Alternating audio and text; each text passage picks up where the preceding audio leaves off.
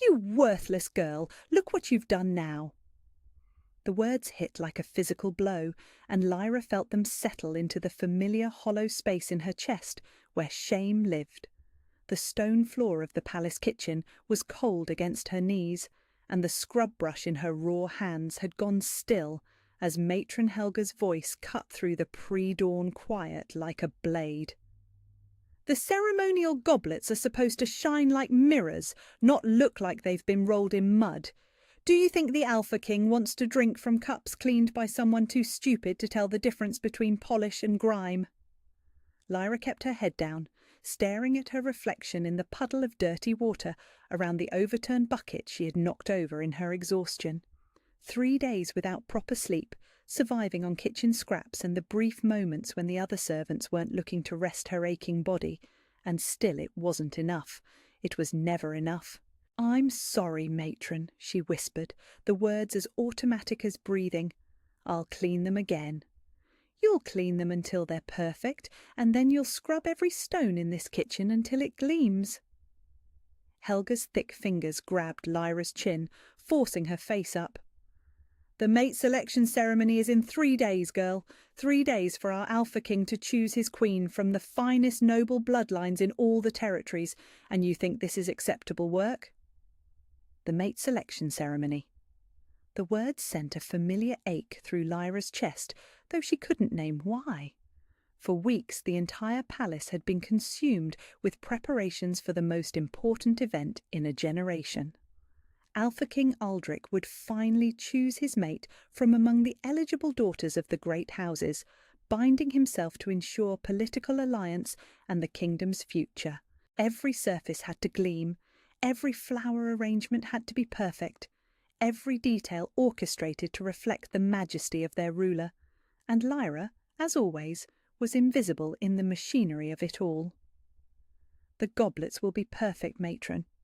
She had learned long ago that arguing only made things worse.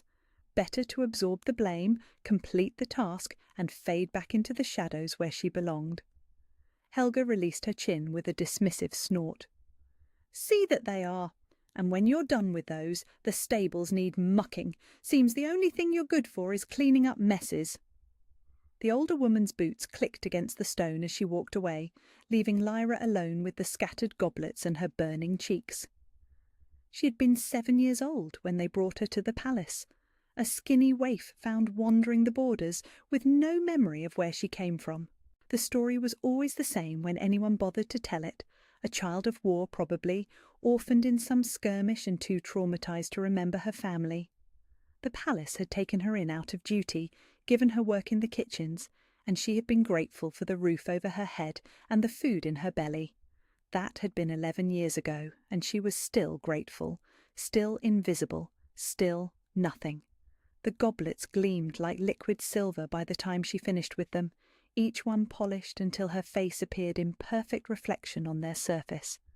Her hands were cracked and bleeding from the harsh cleaning solution, but she felt a small spark of pride looking at the results. At least she could do this much right. The morning sun was painting the kitchen windows gold when the commotion began in the courtyard outside. Lyra paused in her scrubbing of the stone floor, listening to the sound of hoofbeats and raised voices. Through the small window she caught a glimpse of carriages arriving, elegant vehicles pulled by magnificent horses, their occupants stepping out in a rustle of silk and laughter. The noble daughters had begun arriving for the ceremony. She watched from her hidden position as Lady Seraphina Blackthorne emerged from the largest carriage, like something from a fairy tale. Golden hair caught the sunlight and seemed to glow with its own inner light, her gown a masterpiece of midnight blue silk that made her look like a queen already. Even from this distance, Lyra could see the confidence in every movement, the way the other nobles automatically deferred to her presence. Lady Seraphina was everything Lyra was not, beautiful where Lyra was plain, graceful where Lyra was awkward, noble where Lyra was nothing at all. She was the obvious choice for Alpha King Aldrich's mate, the daughter of the most powerful house in the Eastern Territories, and even the servants whispered that the match was all but decided. "Stop gawking and get back to work." Lyra spun around to find Matron Helga standing in the doorway, her expression dark with disapproval. "The stable hands are asking for you. Seems there's been some trouble with the horses overnight, and they need extra hands to get things ready before the noble guests want to go riding. The stables, of course." When she finished cleaning the stones until her knees bled, when she polished every surface in the kitchen until it shone, when she completed every impossible task they gave her, there was always another, always something to remind her of her place. "Yes, matron." She rose on unsteady legs, her body protesting after hours bent over the floor. "And Lyra," Helga's voice followed her to the door, "stay out of sight once the guests are settled. We don't need them asking questions about why we keep charity cases in the palace." The words shouldn't have hurt any more. After 11 years of hearing variations of the same sentiment, she should have been immune. But as she walked across the courtyard with her head down and her shoulders hunched, trying to make herself as small as possible, she felt the familiar burn of shame in her throat. In her dreams, sometimes, she was someone else, someone who mattered, someone who belonged. The dreams always featured golden light and ancient voices calling her name, but when she woke, she was always just Lyra the servant girl, Lyra the charity case, Lyra the nothing. The stable smelled of hay and leather and the warm presence of the great horses that served the palace. She had always found peace here, among creatures who didn't care about bloodlines or social standing, who responded to gentle hands and kind voices rather than titles and wealth. "Thank the ancestors you're here," called Marcus, the head stable master, as she approached. "Something's got the horses spooked. They've been restless all night, and Lord Blackthorn's stallion nearly kicked down his stall door." As she moved among the stalls, speaking in low, soothing tones to calm the agitated animals, Lyra felt something shift inside her chest. A warmth that had nothing to do with the physical exertion, a sense of rightness that she rarely experienced. The horses responded to her touch, their wild eyes calming, their nervous stamping settling into peaceful quiet. She was good at this. She might be worthless at everything else, but here, with these magnificent creatures, she had value. "That's incredible," Marcus said, watching as a notoriously difficult mare nuzzled against Lyra's palm. "It's like they trust you completely." Trust. The word settled warm in her chest, even as she pushed it away. Trust was a luxury she couldn't afford, a hope that had been beaten out of her years ago. She was here to work, to earn her place, to remain invisible and grateful for the scraps of kindness thrown her way.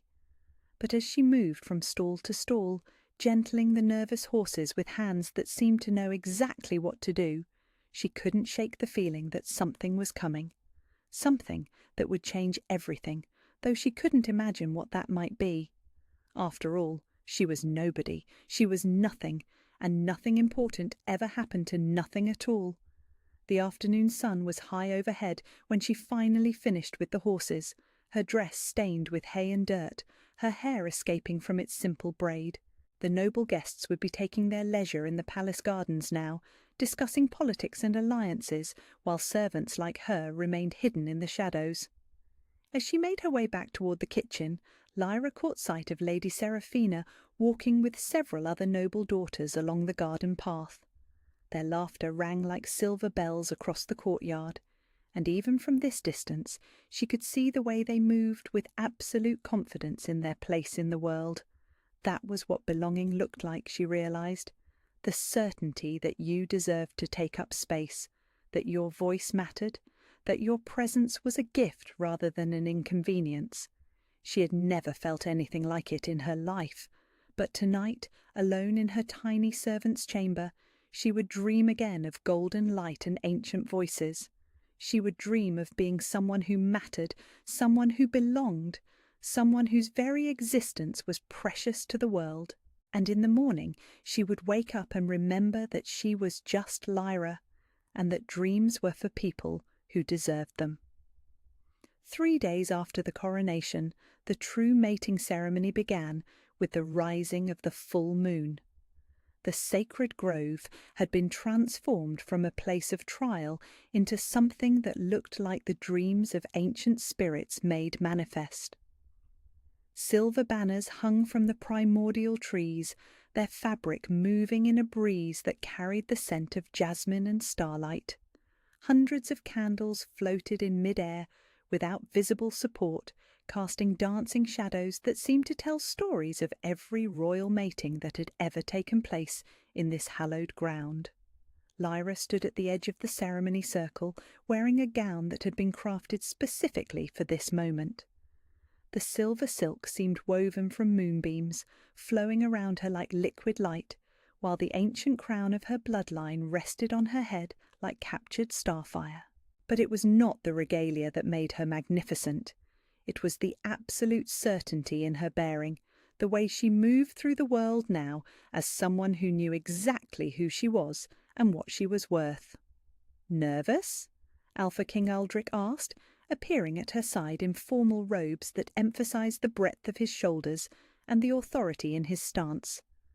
The mate bond between them pulsed with warmth and anticipation, carrying with it the deep satisfaction of two souls who had finally found their perfect complement.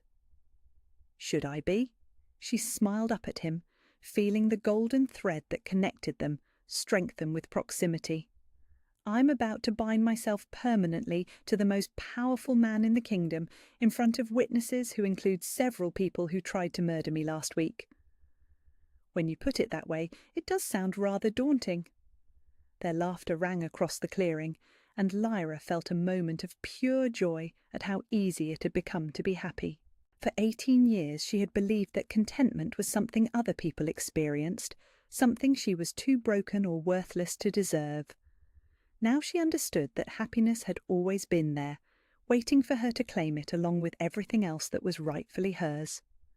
The ceremony itself was a blend of ancient ritual and heartfelt personal vows that spoke to both their supernatural natures and their very human love for each other. Representatives from every major house in the kingdom had come to witness the union, including many who had initially opposed Lyra's claim, but now stood ready to swear fealty to their proven queen. The High Ritualist, the same elderly man who had overseen her trial in the sacred grove, began the proceedings with invocations that seemed to make the very air shimmer with power. "We gather in this sacred place to witness the binding of two royal souls, the joining of two bloodlines, the creation of a bond that will strengthen our kingdom for generations to come." When it came time for the actual binding ritual, Lyra felt her power respond to the ancient words with recognition and joy. This was what she had been made for, not the servitude and invisibility she had endured, but this moment of claiming her place as queen and mate and partner to someone who saw her true worth. "I, Aldrich, Alpha King of the Northern Territories, take you, Lyra, Queen of the Silver Bloodline, as my mate, my partner, my equal in all things." His voice carried clearly across the assembled crowd, but the words seemed spoken directly into her soul. "I promise to stand with you in times of plenty and in times of scarcity, to support your decisions even when I disagree with them, to love the woman you are and the queen you have become. I, Lyra, Queen of the Silver Bloodline, take you, Aldrich, Alpha King of the Northern Territories, as my mate, my partner, my equal in all things." The words felt like coming home, like speaking a truth that had always existed but had never been given voice. "I promise to rule beside you with wisdom and strength, to be your counsel and your comfort, to love the man you are and the king you will always be." When they joined hands for the binding itself, silver and gold light intertwined around their wrists like visible proof of their connection. The mate bond, which had been growing stronger since their first meeting, suddenly blazed into full completion, not just an attraction or even a deep love, but a joining of souls that made them two parts of a single whole. Every wolf in the sacred grove felt the moment it happened. The power that flowed from the completed bond washed over the assembled witnesses like a blessing, carrying with it the promise of stability, prosperity, and the kind of leadership that came from two people who complemented each other perfectly. "By the authority vested in me by ancient law and sacred tradition," the High Ritualist declared, his voice carrying supernatural amplification, "I pronounce you mated in the eyes of the spirits, bound in the hearts of your people, joined for this life and whatever comes after." The kiss that followed was both tender and passionate, a claiming and a surrender that spoke to the depth of what they had found in each other. When they finally broke apart, the cheering from the assembled crowd could be heard for miles, a celebration that seemed to rise from the very earth itself. But it was the moment afterward, when the formal ceremonies were complete and they stood alone together at the centre of the sacred grove, that truly took Lyra's breath away. The crowds had dispersed to continue celebrations throughout the palace, but she and Aldrich remained in the place where ancient spirits had blessed their union. "So," he said softly, pulling her into his arms, while moonlight filtered through the canopy above them, "how does it feel to be a properly mated queen?" "Like I can finally breathe," she admitted, surprised by the truth of it. "For 18 years I felt like I was holding my breath, waiting for permission to exist fully. Now I feel like I could move mountains if I needed to." She laughed, the sound pure and joyous. "Is that normal for mate bonds? This feeling like together we could conquer anything?" "Only when the bond is perfect," he replied, and the certainty in his voice made her heart skip. "Only when two souls recognize each other completely." They talked through the night, sharing dreams for their reign and plans for the kingdom's future. The political alliance that their marriage represented was indeed powerful. Combining his military strength and established authority with her supernatural abilities and the loyalty of houses that had never quite trusted anyone but the silver bloodline. Together they could create the kind of stability the kingdom hadn't known since her mother's death. But beyond politics and strategy, they were simply two people who had found in each other something they hadn't known they were missing. The servant girl who had believed herself worthless had discovered she was precious beyond measure. The king who had resigned himself to duty over desire had found someone who made both possible. As dawn approached, they made their way back to the palace where their wedding guests were still celebrating. The great hall had been transformed into something magical, with flowers and banners and tables groaning under the weight of feast foods that would have fed Lyra for years during her time as a servant. "Look at them," she said, watching nobles and commoners alike dancing together in celebration of their union. "When was the last time the kingdom felt this unified?" "Not since your mother's reign," he admitted. "There's something about the silver bloodline that inspires loyalty in a way that mere political power never could. You carry that same gift, the ability to make people believe in something greater than themselves." She was about to respond when a commotion at the main entrance caught their attention. A travel-stained messenger was being escorted through the crowd, his urgent demeanour cutting through the festive atmosphere like a blade. "Your Majesties," he said, dropping to one knee before them, "I bring word from the Eastern Territories. The regional lords have heard of your marriage and wish to renegotiate the terms of the alliance that was to be sealed by the previous arrangement." Lyra felt Aldrich tense beside her, but she placed a calming hand on his arm. This was exactly what they had expected. The political ramifications of choosing love over the arranged marriage were always going to require careful navigation. "What do they propose?" she asked calmly. "They request a formal audience with both rulers to discuss how this new union might serve the kingdom's interests even better than the original arrangement." The messenger's relief at delivering good news was palpable. "It seems, Your Majesty, that your reputation for wisdom and strength has preceded you even to the distant territories."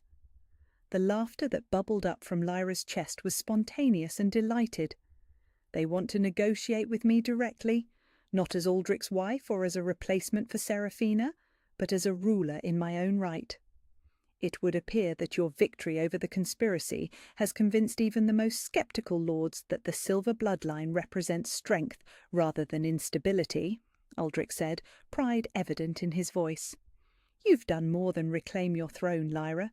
You've proven that royal blood means something in ways that political marriages never could." The rest of the celebration passed in a blur of congratulations, negotiations with visiting dignitaries, and the simple joy of watching their people celebrate not just a wedding, but the beginning of what felt like a golden age. Noble houses that had been at odds for decades found common ground in their support for the new royal couple. Trade agreements were discussed and diplomatic alliances proposed, all because two people had chosen love over duty and found that sometimes, just sometimes, love served duty better than sacrifice ever could. As the sun reached its zenith and the formal ceremonies finally drew to a close, Lyra found herself standing on the balcony of the royal chambers, truly her chambers now, shared with her mate and partner, looking out over a kingdom that felt fundamentally changed from the one she had served as an invisible servant girl. "Any regrets?" Aldrich asked, joining her with 2 glasses of wine from the celebration. "About which part? Claiming my birthright, defeating my enemies, marrying you, or revolutionizing the kingdom's approach to political alliances?" She accepted the wine with a smile that felt like sunrise. "Not a single one. Even though it means responsibility for millions of people, even though it means every decision you make affects countless lives." She considered the question seriously, because it deserved that respect. The power she now wielded was immense, the responsibilities staggering. She could literally reshape the kingdom with her choices, could lift up the powerless or crush those who opposed her will. "Especially because of that," she said finally. "For 18 years I was powerless to help anyone, including myself. Now I have the ability to ensure that no child grows up believing they're worthless, that no one suffers in silence because they think they don't matter. The servant girl's heart in a queen's body. The queen's heart that was always there, just waiting for someone to recognize it." She turned to face him fully, wine forgotten as she looked into the eyes of her mate, her king, her partner in all things. "Thank you." "For what?" "For seeing me, for recognizing what I was before I knew it myself, for choosing me when it would have been so much easier to choose duty." His smile was soft and infinitely tender. "My love, choosing you was choosing duty. The duty to be true to what my heart knew was right, the duty to serve the kingdom by being the best king I could be, and I could never be that without you beside me." As the afternoon sun painted their kingdom in shades of gold and promise, Queen Lyra stood beside King Aldrich and felt the absolute certainty that they were exactly where they were meant to be. The mate bond between them hummed with contentment, their shared power radiating outward to touch every supernatural being in the realm with the promise of wise and compassionate leadership. The servant girl who had scrubbed floors and believed herself nothing was gone forever, replaced by a woman who understood that true worth had never been about external validation or supernatural abilities or even royal blood. It had always been about the heart that refused to break, the spirit that continued to hope, and the love that recognized itself in another soul across a crowded room. That night, as celebrations continued throughout the kingdom, Queen Lyra and King Aldrich began the real work of their reign, not with grand proclamations or dramatic gestures, but with quiet conversations about justice and mercy, strength and compassion, and the kind of leadership that honoured both the crown and the people it served. They were perfectly matched, perfectly mated, perfectly positioned to guide their kingdom into an era of prosperity and peace. And it had all begun with a servant girl who refused to believe she was nothing, and a king who had the wisdom to recognise a queen when he saw one. 6 months had passed since the coronation, and the kingdom flourished under the joint rule of Queen Lyra and King Aldrich in ways that surprised even their most optimistic supporters.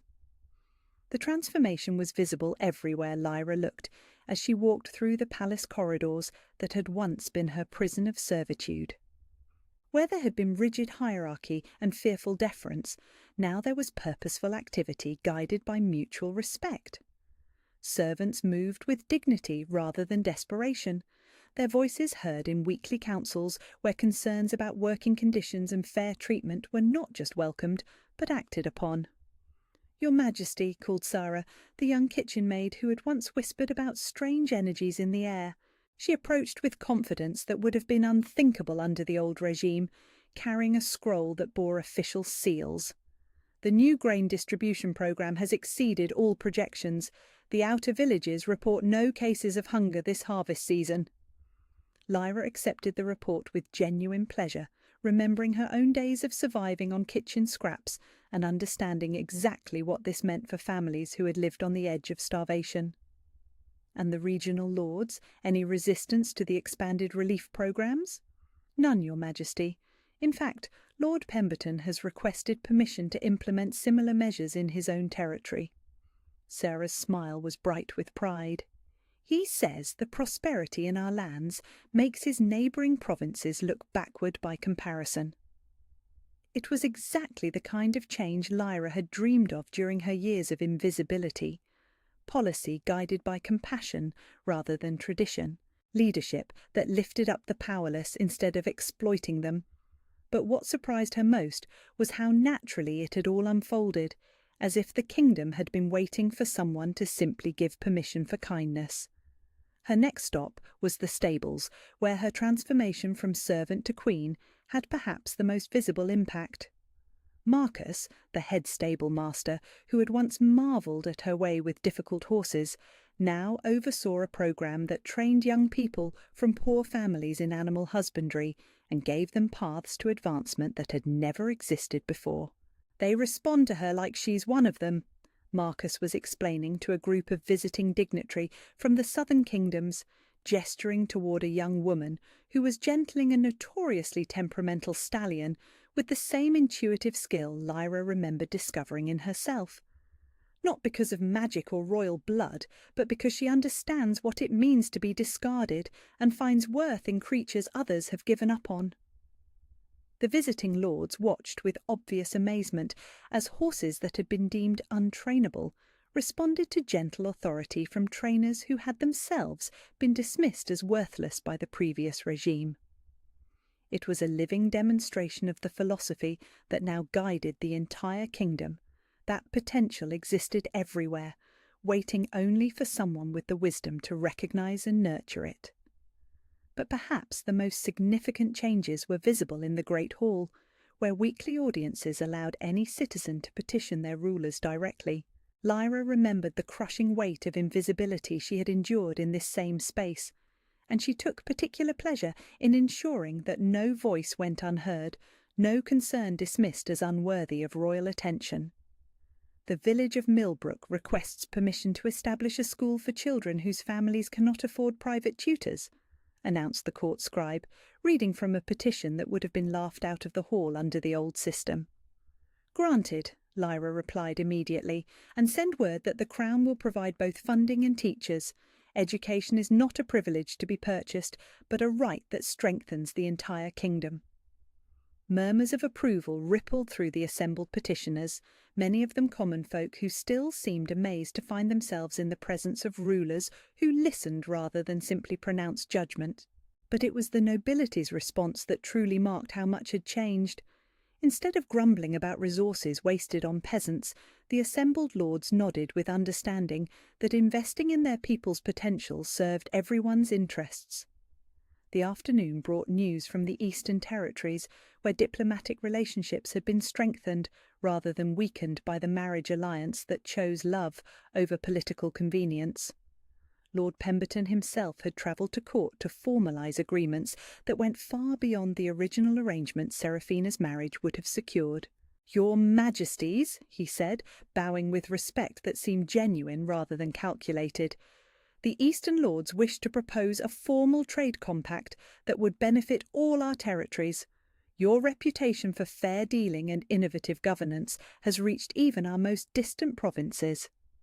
King Aldrich handled the formal negotiations with the diplomatic skill that had made him a respected ruler even before their mating. But Lyra found herself contributing perspectives that seemed to surprise even her husband. Insights born from understanding what policies looked like from the bottom up, how decisions made in palace chambers affected the daily lives of people who had no voice in their creation. "The trade routes you propose would certainly benefit our major cities," she said during one particularly complex discussion. "But what provisions exist for smaller settlements that might be bypassed by the new commerce patterns?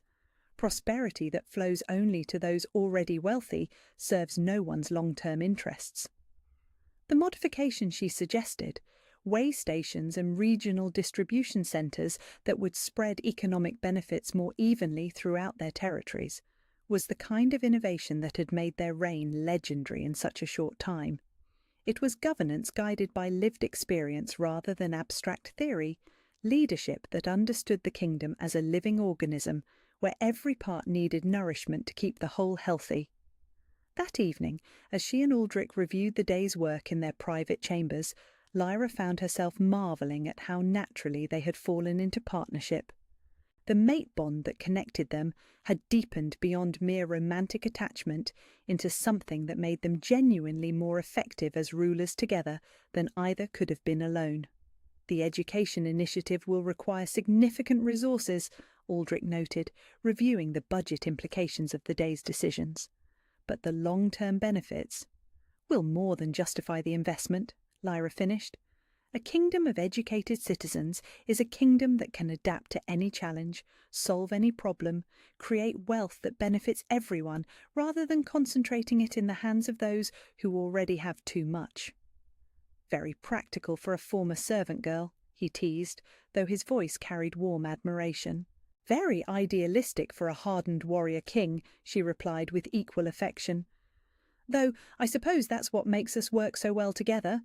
Your experience with the realities of power, my understanding of what those realities look like from the receiving end."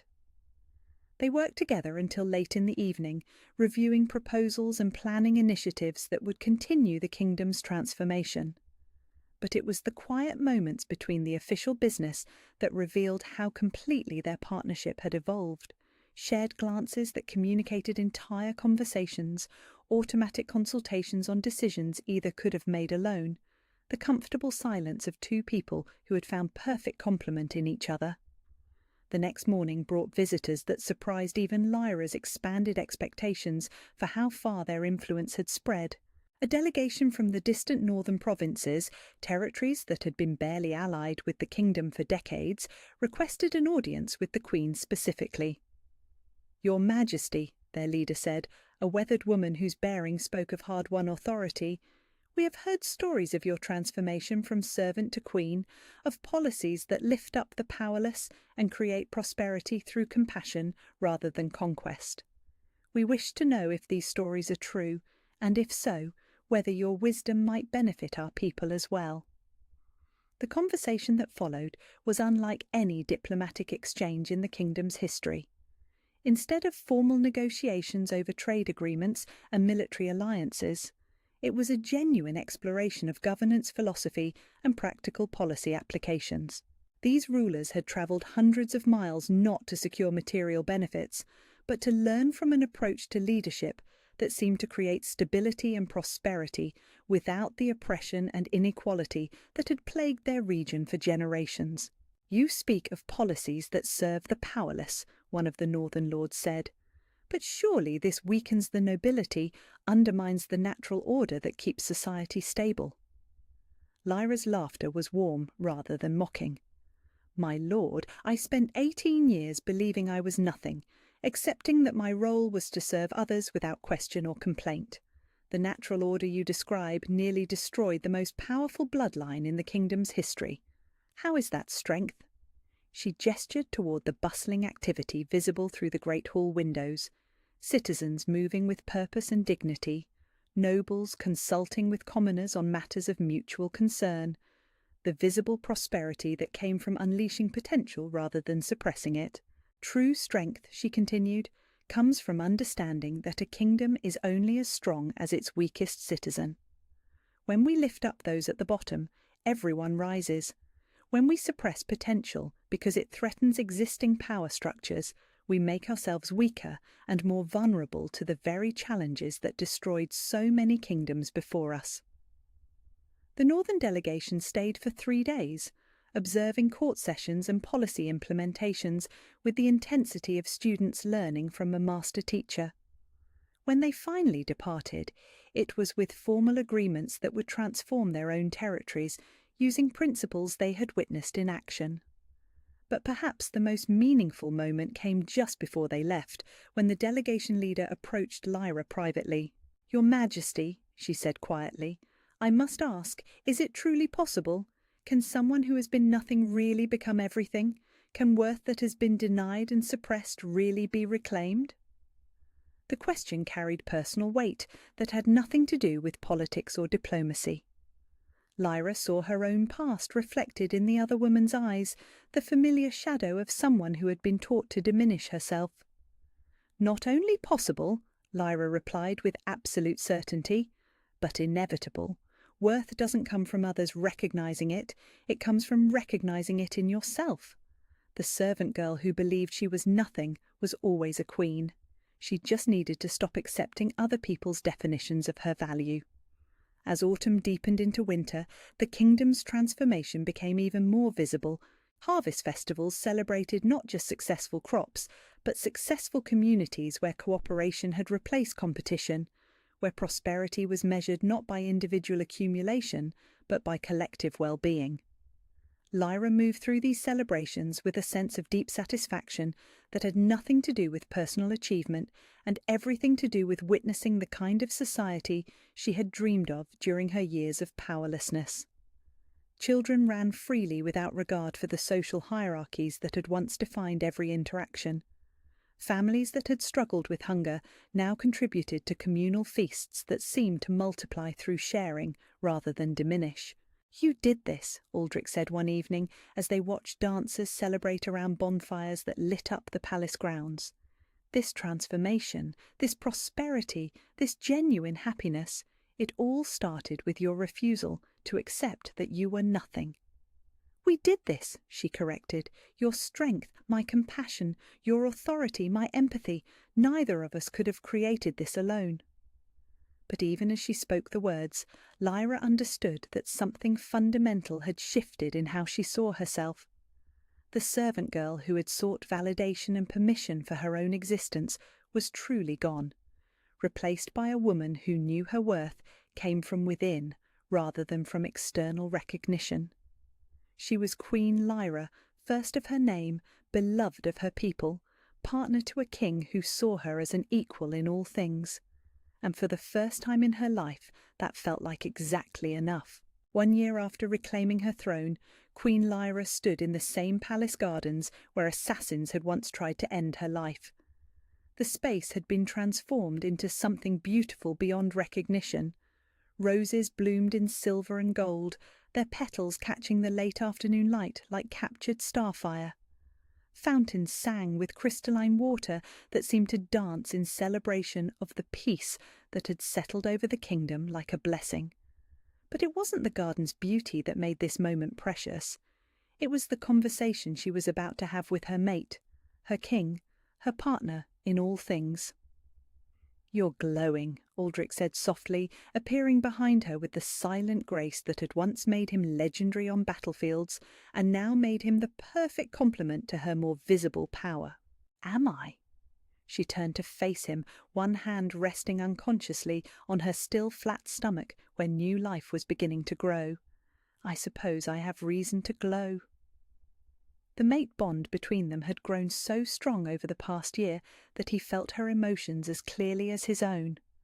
The moment she had confirmed what she suspected, he had known, not through words or announcements, but through the golden thread that connected their souls and now pulsed with the promise of the future they had created together.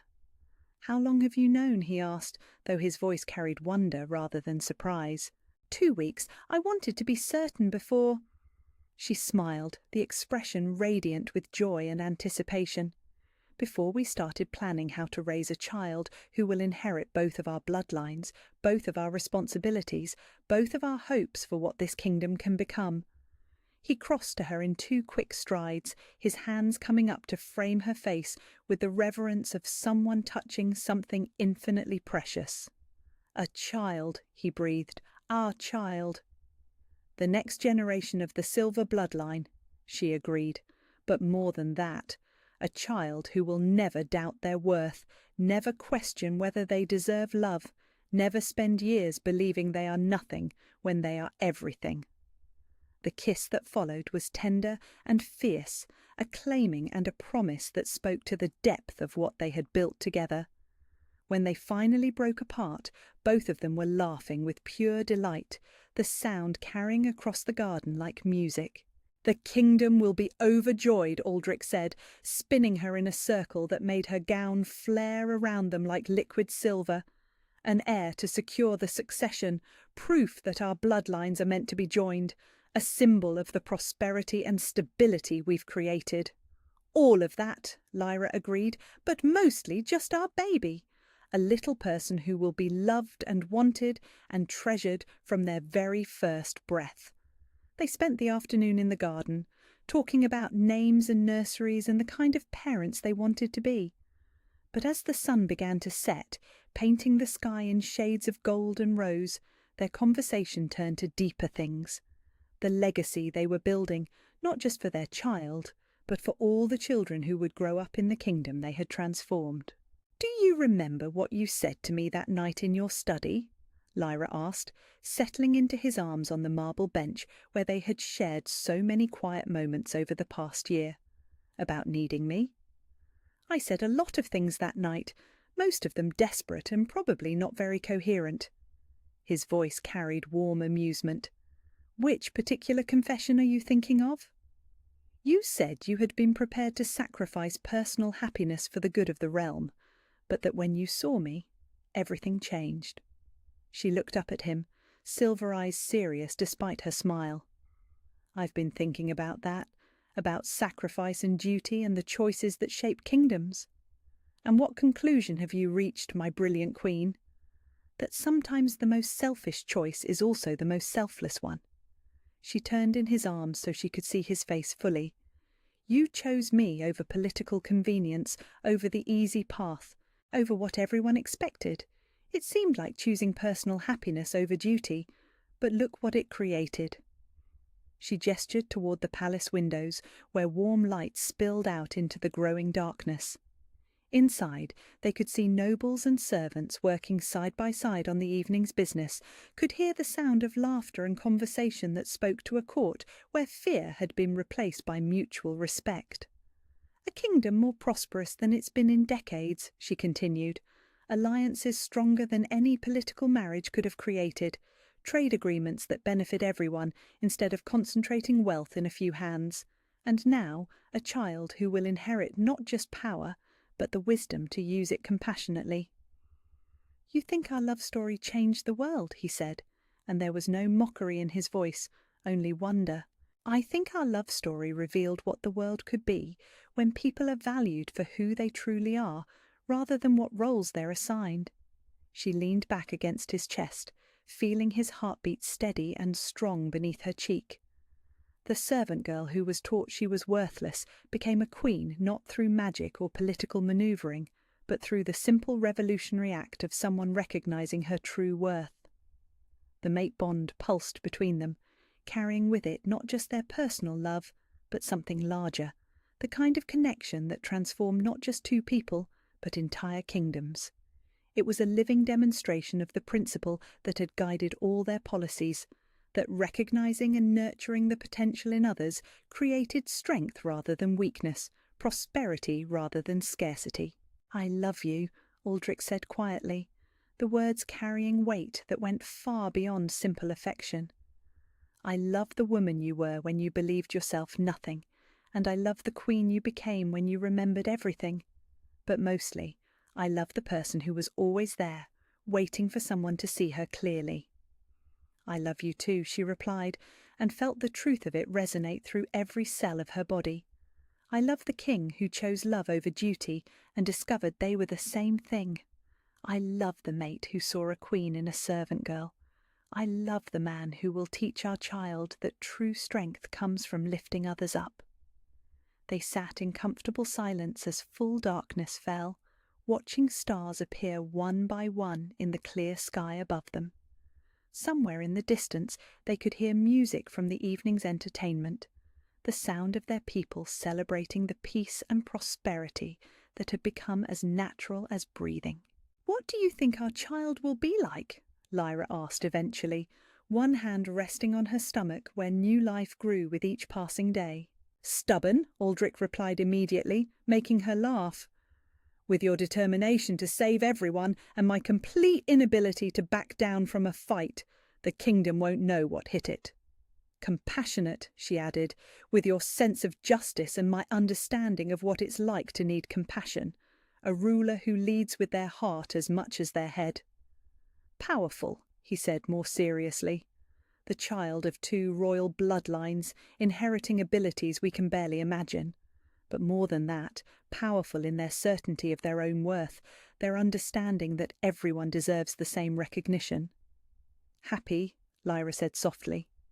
"Above all else, happy, secure in being loved, confident in being valued, free to become whoever they're meant to be without apology or explanation." The future stretched out before them, bright with possibilities they had created through the simple radical act of choosing love over fear, recognition over dismissal, hope over resignation. Their child would inherit a kingdom where worth was not determined by birth or wealth or social position, but by the content of one's character and the willingness to use whatever gifts one possessed in service of something greater. "Are you ready?" Aldrich asked as they finally rose to return to the palace. "For parenthood, for the next phase of our reign, for whatever challenges raising a royal heir will bring?" Lyra looked back at the garden where she had once nearly died, now transformed into a place of beauty and peace. She thought of the servants' quarters where she had spent 18 years believing herself nothing, now converted into comfortable housing for palace staff who were treated with dignity and respect. She considered the throne room where she had been publicly humiliated, now the site of weekly audiences where every voice was heard and valued. "I spent 18 years being unready for everything," she said, with a smile that held all the wisdom she had gained through suffering and triumph alike. "Being unready for kindness, for recognition, for love, for power, for responsibility. And you know what I learned?" "What?" "That readiness isn't about having all the answers or feeling completely prepared. It's about being willing to grow, to learn, to adapt, to become whoever you need to be for the people you love." She took his hand, feeling their rings catch the starlight, simple bands that represented the most complex and beautiful partnership either of them had ever imagined. "I'm ready to be the mother our child deserves, the queen our kingdom needs, the woman you fell in love with across a crowded room.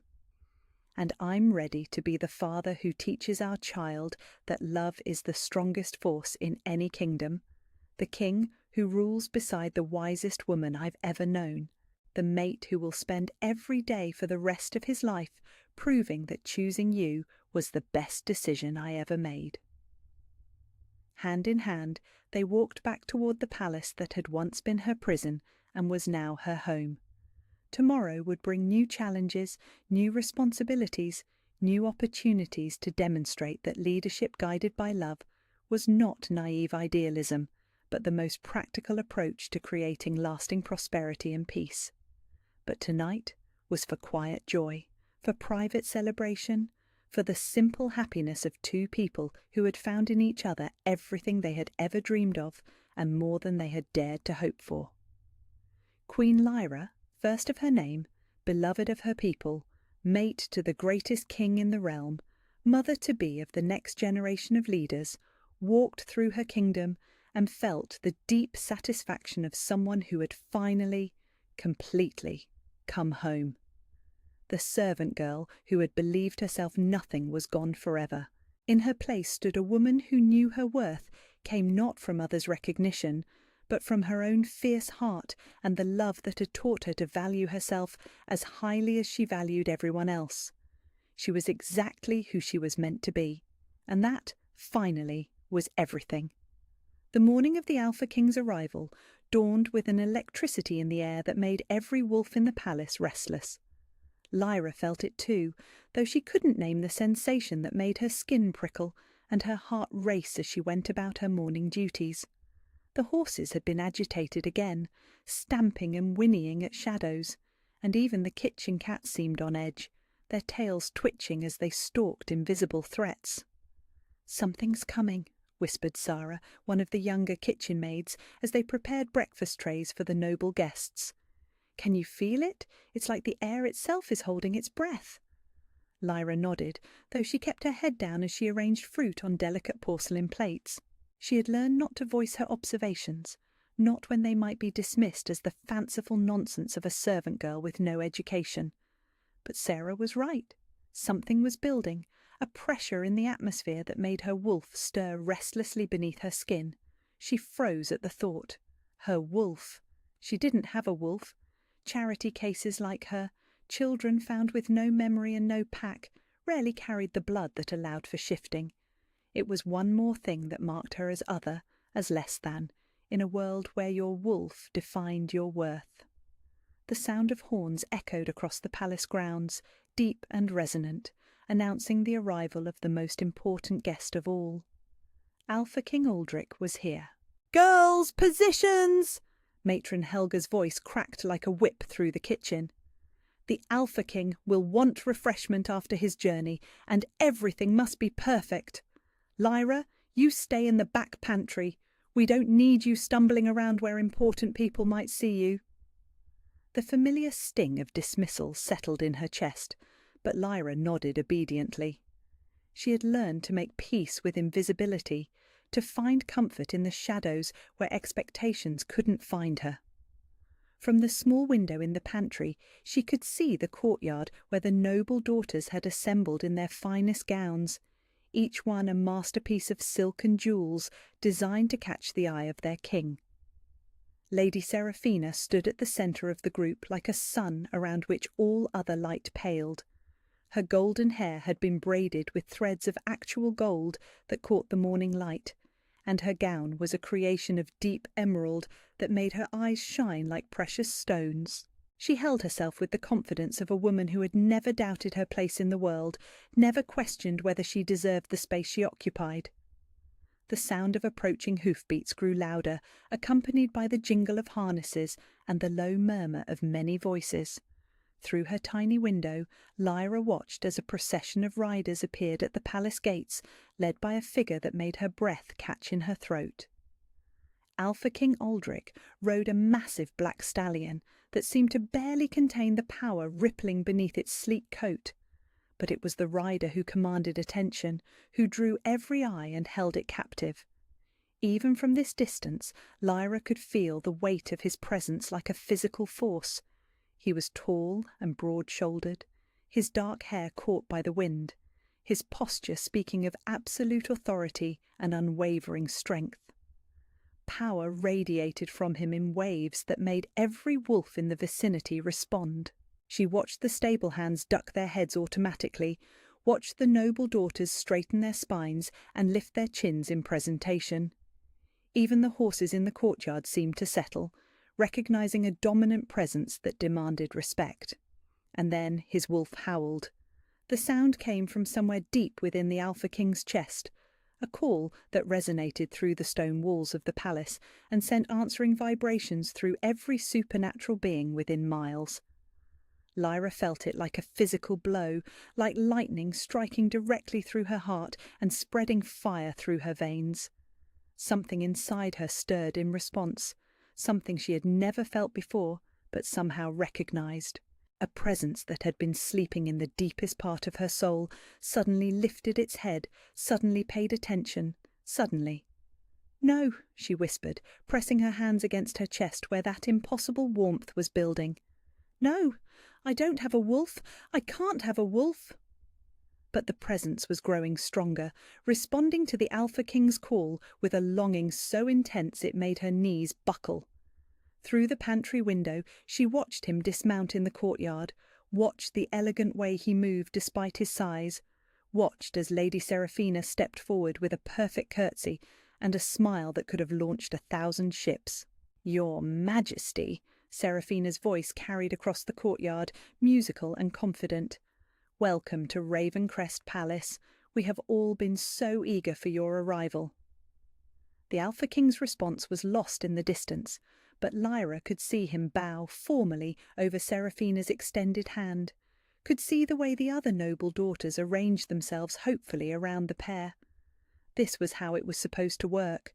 The most powerful alpha in the kingdom, choosing from the finest bloodlines, creating alliances that would strengthen the realm for generations to come. She had no place in any of it. But the thing stirring inside her chest disagreed violently. "Lyra!" Matron Helga's voice cut through her confused thoughts. "Stop mooning about and help carry these trays. The Alpha King wants refreshment in the Great Hall, and we need to move quickly." She forced herself to step away from the window, to focus on the familiar routine of service. Silver trays loaded with delicate foods, crystal glasses filled with the finest wines, everything arranged with the precision that palace life demanded. She fell into line behind the other servants, head down, invisible as always. The great hall had been transformed for the occasion. Banners hung from the high ceiling, displaying the crests of every major house in the kingdom. Flowers filled massive arrangements that perfumed the air with the scent of roses and jasmine. And at the centre of it all, the Alpha King stood surrounded by the noble daughters, like a king indeed. Lyra kept to the edges of the room, refilling glasses and replacing empty platters with the practised efficiency that made servants invisible to their betters. She moved like a ghost among the laughing nobles, seeing everything, noticed by no one. Until she made the mistake of looking up. Alpha King Aldrich was speaking with Lord Blackthorne about territorial disputes, his attention completely focused on the political conversation. But something made him pause mid-sentence, made his head turn as if he had heard his name called from across a vast distance. His eyes swept the room with sudden intensity, moving past the assembled noble daughters as if they were invisible, scanning the shadows where the servants moved with quiet efficiency. And then his gaze locked onto hers. The world stopped. The silver tray slipped from Lyra's hands and crashed to the floor, sending crystal glasses shattering across the stone. But she barely heard the sound over the roar of blood in her ears, barely noticed the shocked gasps from the nobles around her, barely registered anything except the man whose eyes held hers across the crowded room. She felt it then, the impossible thing that couldn't be happening but was. A golden thread spun itself between them, invisible to everyone else but blazing like sunlight in her supernatural senses she hadn't known she possessed. It settled around her heart like a claiming, like a recognition, like coming home to a place she had never been. Mate. The word echoed in her head, and she didn't know if it came from her own thoughts or from the presence stirring inside her chest, or from him. But it resonated through every cell of her body with absolute certainty.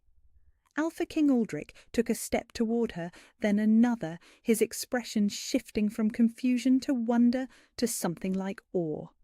The entire court seemed to hold its breath as he crossed the room with purpose, ignoring the path that should have led him to Lady Seraphina, ignoring the shocked whispers that began to rise around them. He stopped directly in front of her, this man who could command armies with a word, who ruled territories that stretched beyond the horizon, who had never looked twice at a servant in his life. His hand rose slowly, as if he might touch her face, and Lyra felt frozen in place like a bird caught in the gaze of a hunting cat. "You," he said, and his voice was rough with an emotion she couldn't identify. "You are mine." The words hit her like a physical force, and she staggered backward until she hit the stone wall. Around them, the great hall had gone completely silent, every pair of eyes fixed on the impossible scene playing out before them. I don't understand," she whispered, though part of her understood perfectly. The golden thread binding them pulsed with certainty, with a rightness that made her wolf sing, even as her rational mind recoiled in horror. "Neither do I," he admitted, and took another step closer. But I can feel it. Can't you feel it? The bond—" "No." The word tore from her throat like a sob. "No, you're mistaken. I'm nobody. I'm nothing. I can't—" But even as she spoke, his wolf called to hers again, and this time the presence inside her chest responded with a howl that she felt in her bones. Golden light blazed behind her eyes for just an instant, and she saw his pupils dilate in response. "Impossible!" Lady Seraphina's voice cut through the silence like a blade of ice. She stood frozen in the centre of the room, her perfect composure cracking as she stared at the servant girl who had somehow stolen the attention of the most powerful man in the kingdom. "This is impossible. She's nobody. She's nothing." The words that had defined Lyra's entire existence suddenly sounded different coming from Seraphina's lips. Where they had once been statements of fact, now they rang with jealousy and desperate denial. Alpha King Aldrich turned toward the noble lady, and Lyra saw something dangerous flicker in his dark eyes. "Be very careful how you speak about my—" He stopped, as if the word he wanted to use was too impossible to voice. "About her?" The threat in his voice was unmistakable, and Lady Seraphina took an involuntary step backward. But her shock was already transforming into something harder, something that promised consequences Lyra couldn't even imagine. The Alpha King's attention returned to her, and his expression softened despite the chaos erupting around them. "What is your name?" "Lyra," she whispered, the word barely audible over the pounding of her heart. "Lyra." He repeated it like he was tasting something precious. "I don't know how this is possible, but—" "Your Majesty," Lord Blackthorn's voice boomed across the hall, cutting through the moment like an axe. "Perhaps we should discuss this matter privately. There are political considerations." The reminder of reality crashed over them both like ice water. The Alpha King's expression tightened, and Lyra saw him remember where he was, who he was, what was expected of him. The golden thread between them pulsed once more, then seemed to dim as duty reasserted itself. "Of course," he said, but his eyes never left hers. "We will speak later." It was a promise and a dismissal in equal measure. Lyra nodded jerkily and fled from the great hall, leaving behind the shattered crystal and the shocked whispers and the feeling that her entire world had just been turned upside down. In the safety of the kitchen, she collapsed onto a wooden stool and pressed her hands against her racing heart. The golden thread was still there, still connecting her to the man who ruled the kingdom, still pulsing with an impossible truth that she couldn't accept. She was nobody, she was nothing, and nobody, nothing people didn't get chosen by Alpha Kings. But the bond between them sang a different song, and deep in her chest, something that might have been a wolf lifted its head and howled in triumph. The summons came at midnight. Lyra had been lying awake in her narrow servant's bed, staring at the ceiling and trying to convince herself that the events in the great hall had been some kind of fever dream. The golden thread still pulsed faintly in her chest, a constant reminder that something impossible had happened, something that couldn't be real but refused to fade with the passing hours. A soft knock at her door made her bolt upright, heart hammering. No one came to the servants' quarters this late unless something was terribly wrong. "Miss?" The voice belonged to Thomas, one of the Alpha King's personal guards. "His Majesty requests your presence in his private study." The words sent ice through her veins. Private study, midnight. This was either the beginning of her elevation beyond anything she could imagine, or the end of her life as she knew it. Possibly both. She dressed quickly in her least-stained work dress, braided her hair with shaking fingers, and followed Thomas through the shadowy corridors of the palace. The stone walls seemed to press in around her as they walked, every step echoing like a funeral march. The Alpha King's study was a sanctuary of leather-bound books and heavy wooden furniture that spoke of power and permanence. A fire crackled in the massive hearth, casting dancing shadows across walls lined with maps and portraits of previous rulers. And there, standing with his back to the door, was the man who had turned her world upside down with a single look.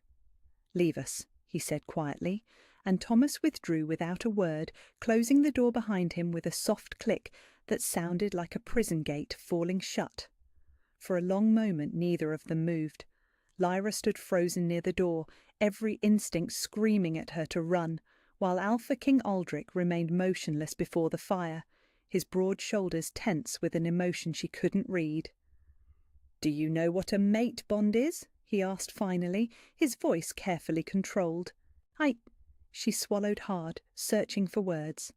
"I've heard the stories, but servants don't. People like me don't." "People like you." He turned then, and she saw something raw and desperate in his dark eyes. "What exactly are people like you, Lyra?" The question hit her like a physical blow. "Nothing," she whispered. "Nobody. I'm nobody important." "Stop!" The word came out sharp enough to cut. "Stop saying that." "But it's true." The familiar shame rose in her throat, choking off her breath. "I'm a charity case, an orphan they found wandering with no memory, no family, no pack. I don't even have a wolf." "You do." He crossed the room in 3 quick strides, stopping just close enough that she could feel the heat radiating from his body. "I felt it respond to mine in the great hall. I saw the light in your eyes. You do have a wolf, Lyra, and she recognizes me just as mine recognizes her." The golden thread between them pulsed stronger at his words, and she felt that strange presence in her chest stir restlessly. It was impossible, but she couldn't deny what she felt, couldn't pretend that something fundamental hadn't changed when their eyes met across that crowded room. "I don't understand," she said desperately. "How can this be happening? You're the Alpha King. You're meant to mate with Lady Seraphina, to form an alliance that will protect the kingdom. Everyone knows that. Everyone expects it." His expression darkened at the mention of Seraphina's name. "What everyone expects and what the fates decree are not always the same thing." He reached out slowly, as if she might bolt, and touched her hand with fingers that trembled slightly. "Can you feel it? The connection?" The moment their skin made contact, the bond flared to life like lightning. Golden warmth spread up her arm and settled around her heart, and she gasped at the intensity of it, at the way it made her feel complete in a way she hadn't known she was broken. "Yes," she breathed, then immediately shook her head. "But it doesn't matter. It can't matter." "Why?" The question was soft but dangerous, carrying an edge that reminded her exactly who she was talking to. "Because you're the Alpha King, and I'm nobody." The words came out in a rush, all the reasons why this was impossible tumbling over each other. "Because Lady Seraphina is everything I'm not, beautiful and noble and worthy of you. Because the kingdom needs those alliances more than it needs—" She gestured helplessly at herself. "More than it needs whatever this is." He was quiet for a long moment, his thumb tracing small circles over her knuckles. The touch sent shivers through her entire body, made the wolf inside her chest purr with contentment. "The kingdom needs many things," he said finally. "Alliances, yes, political stability, military strength." His eyes met hers, and she saw a vulnerability there that took her breath away. "But I need you." The confession hung in the air between them, weighted with all the impossibility of their situation. Lyra felt tears prick at her eyes, because hearing those words was like being offered water after a lifetime of dying of thirst, and knowing she could never drink. "I can't be what you need," she whispered. "I don't know how to be a queen. I don't know how to move in your world, how to speak to nobles, how to make the kind of decisions that affect thousands of lives. I'm just a servant girl who's good at cleaning stables, and I'm just a man who's never felt anything like this in his entire life." His free hand came up to cup her cheek, and she leaned into the touch despite herself. "I've been prepared since birth to make the political marriage, to choose duty over desire, to sacrifice personal happiness for the good of the realm. But when I saw you—" He shook his head. "Everything I thought I knew about my destiny changed in an instant." The golden thread pulsed between them, carrying with it a flood of emotion that nearly brought her to her knees. She could feel his longing, his confusion, his desperate desire to choose love over obligation. But underneath it all was something else, something that made her heart break. Duty, honour, the weight of a crown that demanded sacrifice. "But you can't choose me," she said, and the words tasted like ashes. "Can you?" His silence was answer enough. They stood there in the firelight, connected by something ancient and powerful and utterly impossible, while the reality of their situation settled around them like chains. He was bound by duty to his kingdom, and she was bound by her love for him to want what was best for his people, even if it destroyed her.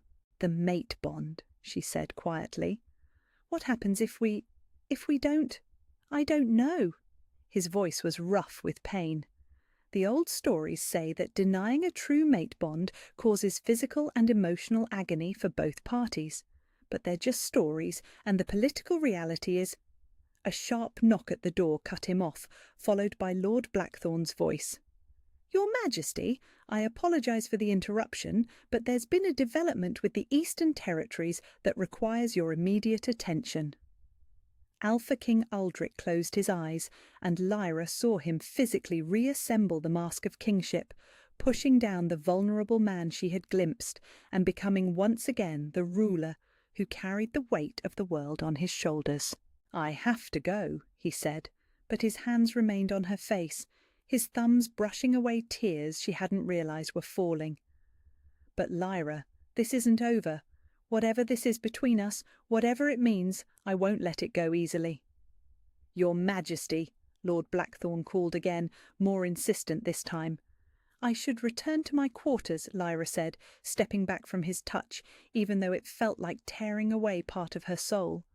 "Before someone sees me here and starts asking questions we can't answer." He nodded reluctantly, but as she moved toward the door he caught her hand one more time.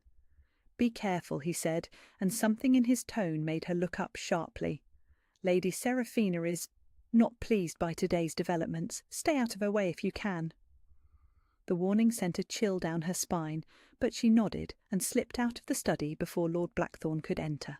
The corridors seemed even darker on the return journey, filled with shadows that might hide watching eyes and listening ears. She had almost reached the servants' quarters when a figure stepped out of an alcove, blocking her path. Lady Seraphina stood there in a dressing gown of midnight silk, her golden hair loose around her shoulders, and her beautiful face twisted with something ugly.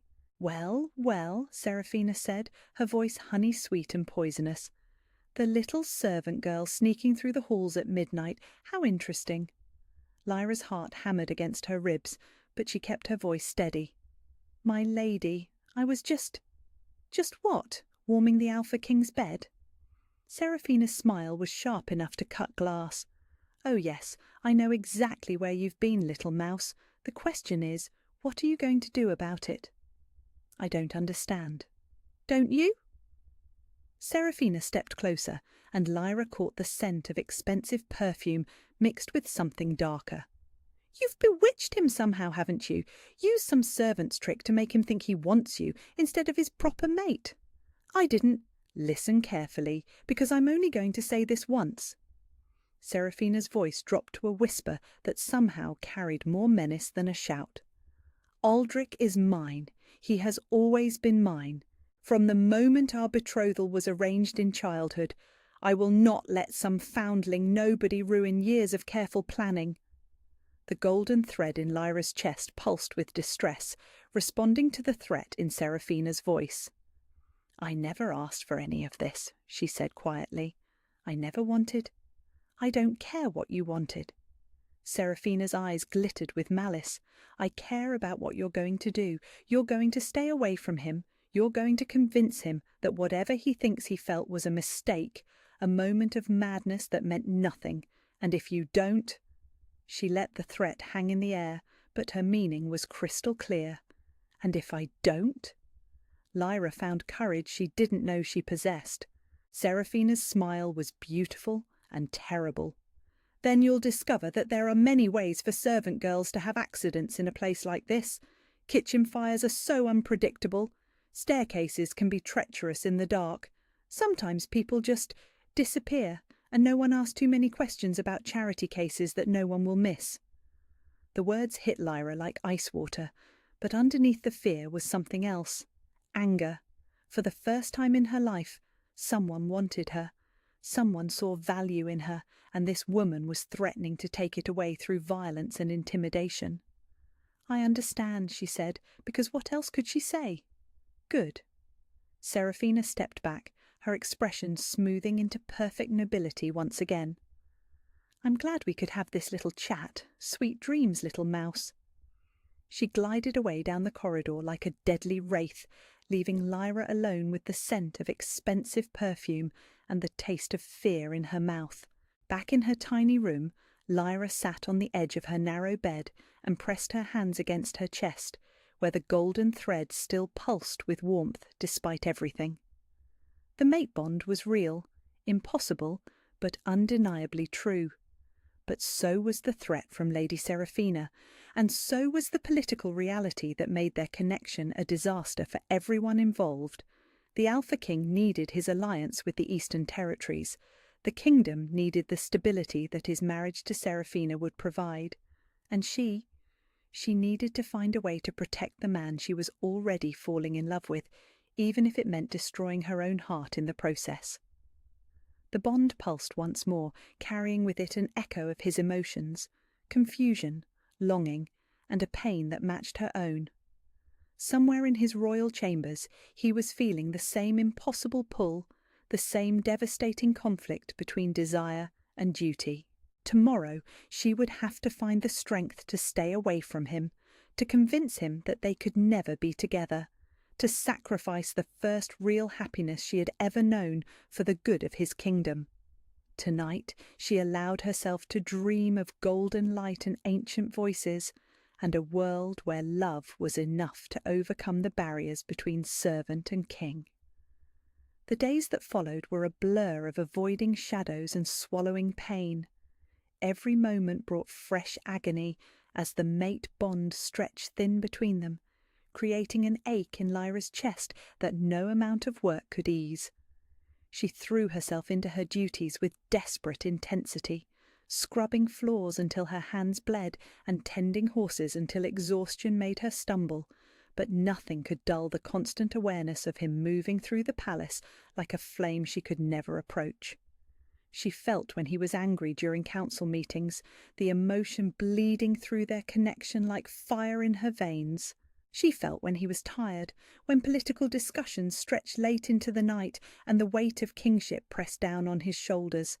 And worst of all, she felt when he was searching for her, his wolf calling to hers across the stone walls and corridors that might as well have been an ocean between them.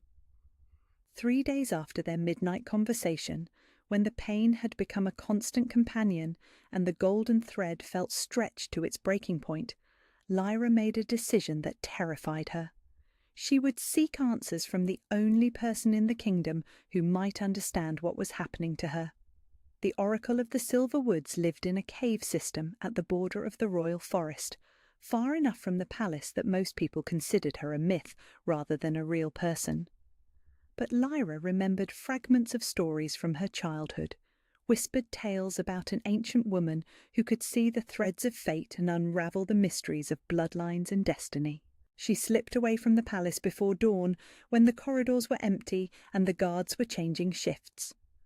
The forest path was treacherous in the pre-dawn darkness, but something inside her seemed to know the way, guiding her steps through brambles and over fallen logs with an instinct she couldn't explain. The cave entrance was hidden behind a curtain of hanging moss, marked only by the scent of herbs and something else, something ancient and powerful that made the presence in her chest stir with recognition. Lyra pushed through the moss curtain and found herself in a circular chamber lit by dozens of candles, their flames casting dancing shadows on walls covered with symbols she didn't recognize. "I wondered when you would come to me, child." The voice came from the deepest part of the cave, where an elderly woman sat cross-legged on a pile of furs and silk cushions. Her hair was white as moonlight, her face lined with age, but her eyes were the silver blue of winter sky, ancient and knowing and entirely too perceptive. "Oracle," Lyra said, dropping into an awkward curtsy. I need help. Something is happening to me that I don't understand." The old woman's laughter was like wind chimes in a gentle breeze. "Oh, child, you understand more than you think. Come closer. Let me see you properly." As Lyra approached, the oracle's expression shifted from amusement to something like shock. She leaned forward, studying Lyra's face with an intensity that made her squirm.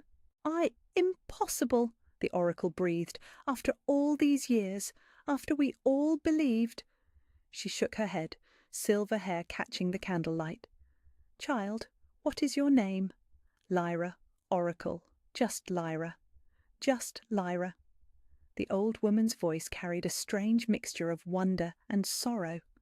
"Tell me, child, what do you remember of your life before the palace?" "Nothing," Lyra admitted. "They found me wandering when I was 7, with no memory of where I came from or who my family was. They said I was probably a war orphan, that trauma had taken my memories." The oracle was silent for a long moment, her ancient eyes never leaving Lyra's face. When she spoke again, her voice was heavy with pain. "War orphan," she repeated. "Yes, I suppose that's one way to describe it. But, child, you are no common orphan. You are the daughter of Queen Eleanor, of the silver bloodline, rightful heir to the throne that was stolen 18 years ago." The words hit Lyra like a physical blow. She staggered backward, shaking her head violently. "No, no, that's impossible. I'm nobody. I'm a servant." "You are a princess," the oracle said firmly. "The lost princess we all mourned, the child we thought had died with her mother in the palace coup. But someone saved you, hid you, bound your power so completely that even I couldn't sense what you truly were." Lyra's legs gave out, and she collapsed onto the cave floor. The golden thread in her chest pulsed frantically, responding to her emotional upheaval. "You're wrong. You have to be wrong. I don't have power. I don't have a wolf. I'm nothing special." "Child," the oracle's voice was infinitely gentle. "Feel inside yourself. Feel what stirs when your mate calls to you. That is not nothing. That is the silver wolf of your bloodline, the most powerful shifter magic in the known world." As if summoned by her words, the presence in Lyra's chest lifted its head and howled silently. For just an instant she felt it. Ancient power, incredible strength, a connection to something vast and magnificent that had been locked away for most of her life. "The mate bond," she whispered. "That's why it happened. That's why the Alpha King recognized me." "Royal blood calls to royal blood," the oracle confirmed.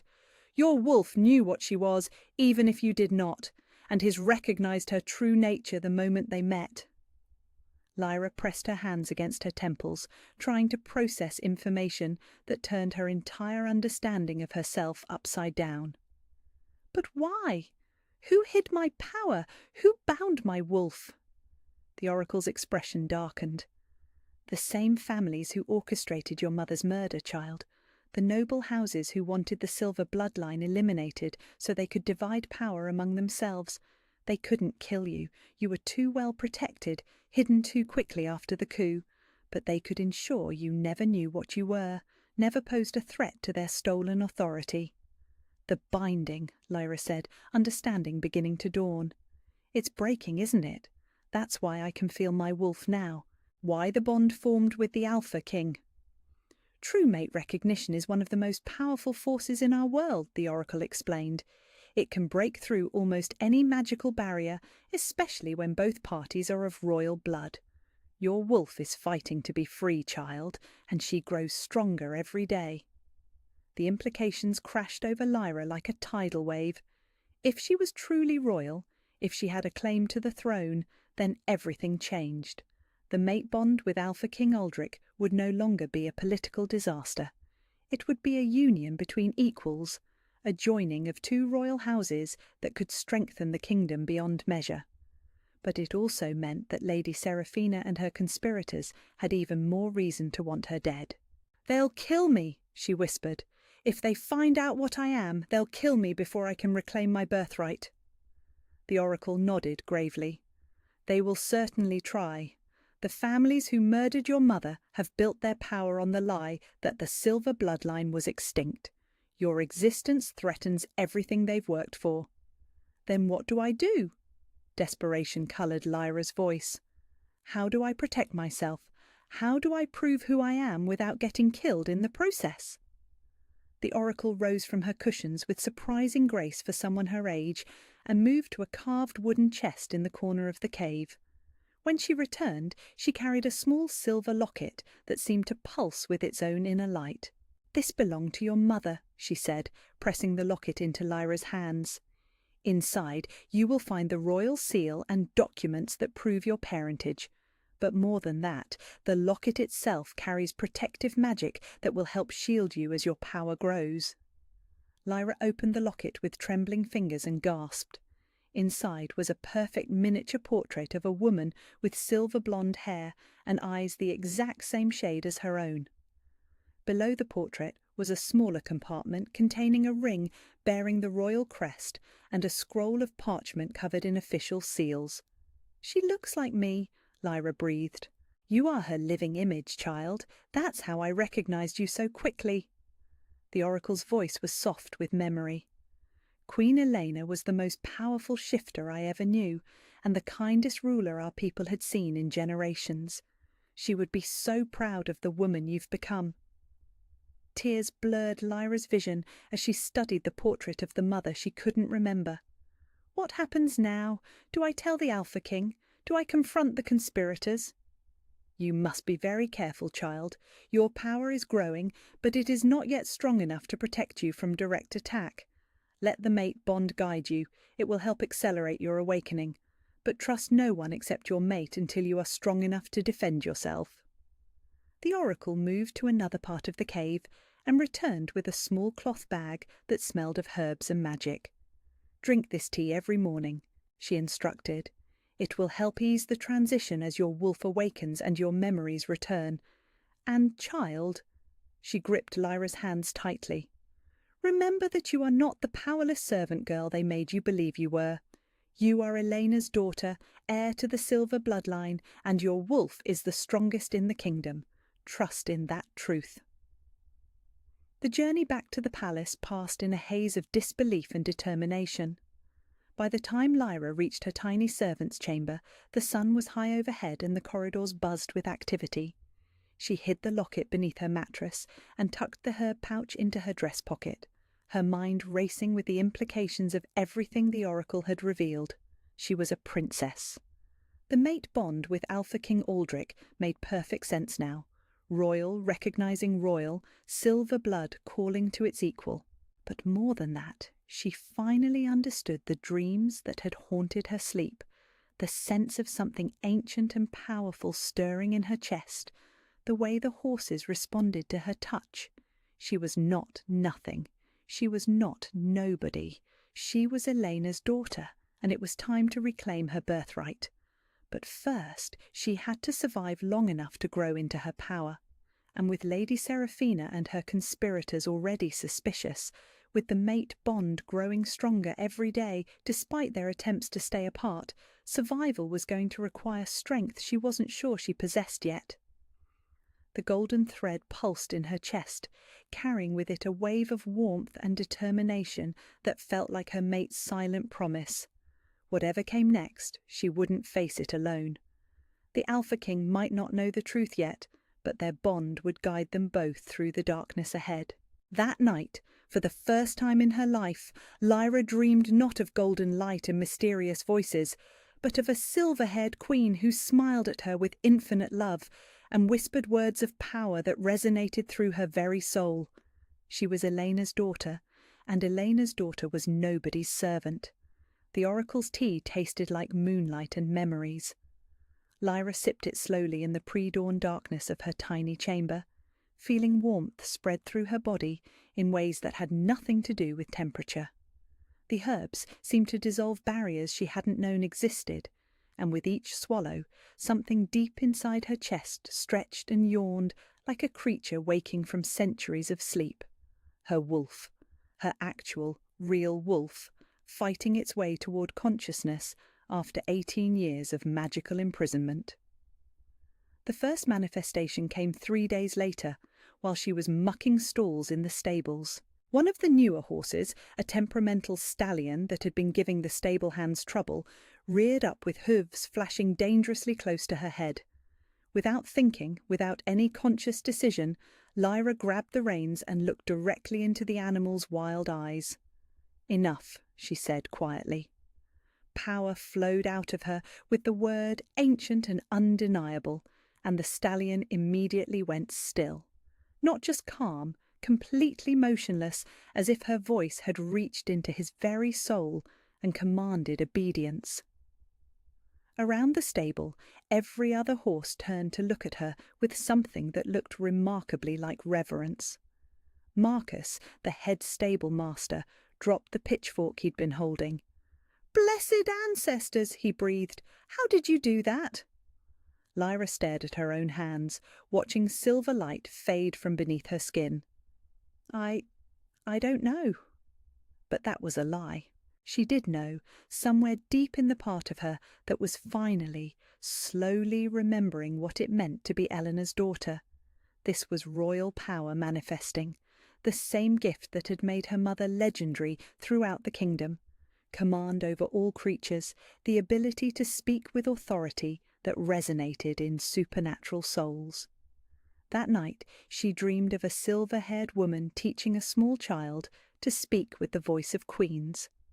The woman's face was kind but firm as she explained that true power was never about forcing obedience, but about inspiring it through strength, tempered with compassion.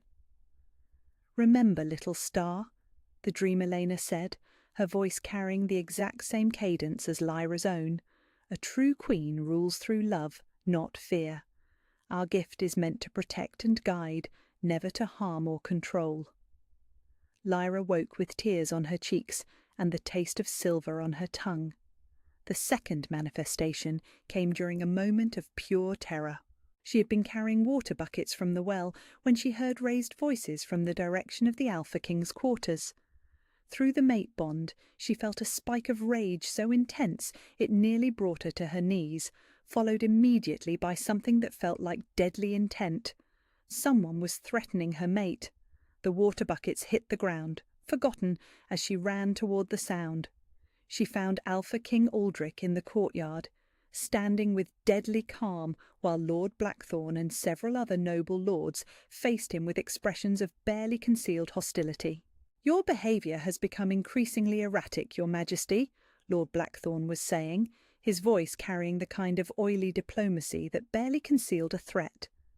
"The Council is concerned about your reluctance to finalise the arrangement with Lady Seraphina." "My personal choices are not subject to Council approval," the Alpha King replied, but Lyra could feel his wolf straining for violence through their bond. "When those choices threaten carefully negotiated alliances, they become everyone's concern," another lord interjected. "The Eastern Territories are already asking questions about the delay. If this marriage doesn't proceed as planned—" "Are you threatening me?" The Alpha King's voice dropped to a whisper that somehow carried more menace than a shout. Through their connection, Lyra felt the exact moment his control began to slip.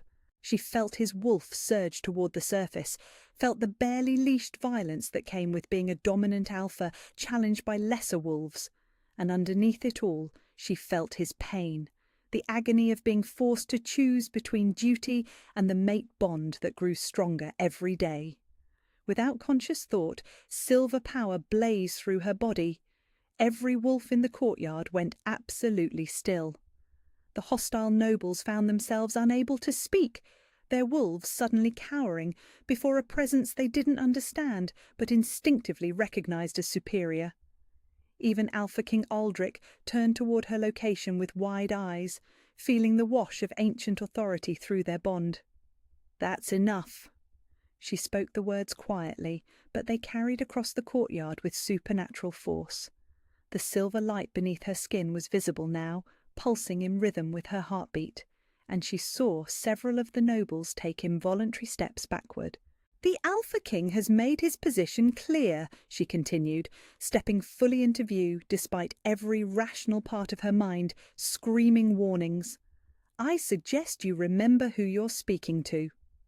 Lord Blackthorn's face went pale as he stared at her, confusion and fear warring in his expression. You're just a servant? How are you?" "Am I?" Lyra asked softly, and let more power flow into her voice. "Are you certain about that?" For a moment that stretched like eternity, silver light blazed around her like a crown made of starfire. Every wolf present felt it, the royal power that had been locked away for 18 years, finally beginning to break free of its chains. And in that moment, standing in the courtyard where she had once scrubbed stones on her hands and knees, Lyra looked exactly like what she truly was, a queen. Then the power faded, leaving her swaying on her feet and struggling to breathe.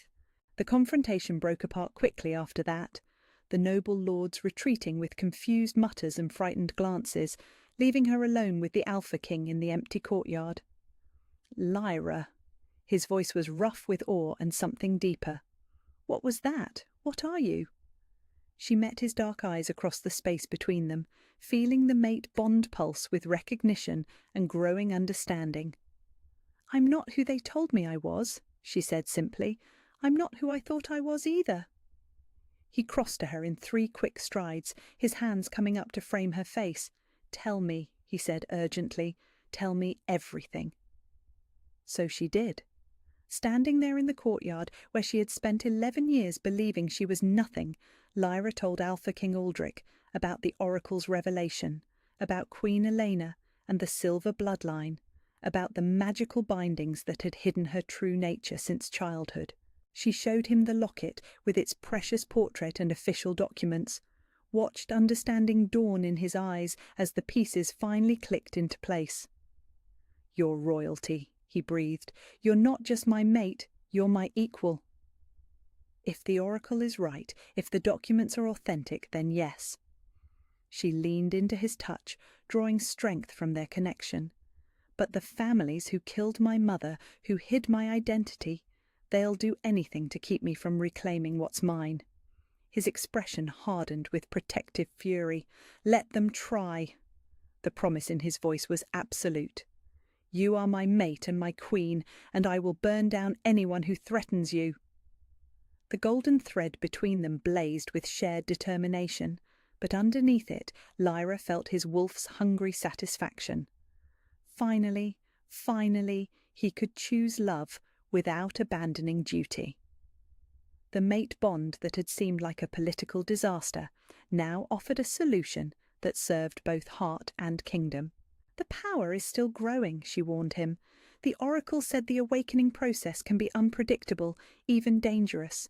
And until I'm strong enough to defend myself, you won't be alone." His thumbs traced gentle circles over her cheekbones. "Whatever comes next, we face it together." That night they met in secret in the royal gardens, away from watching eyes and listening ears.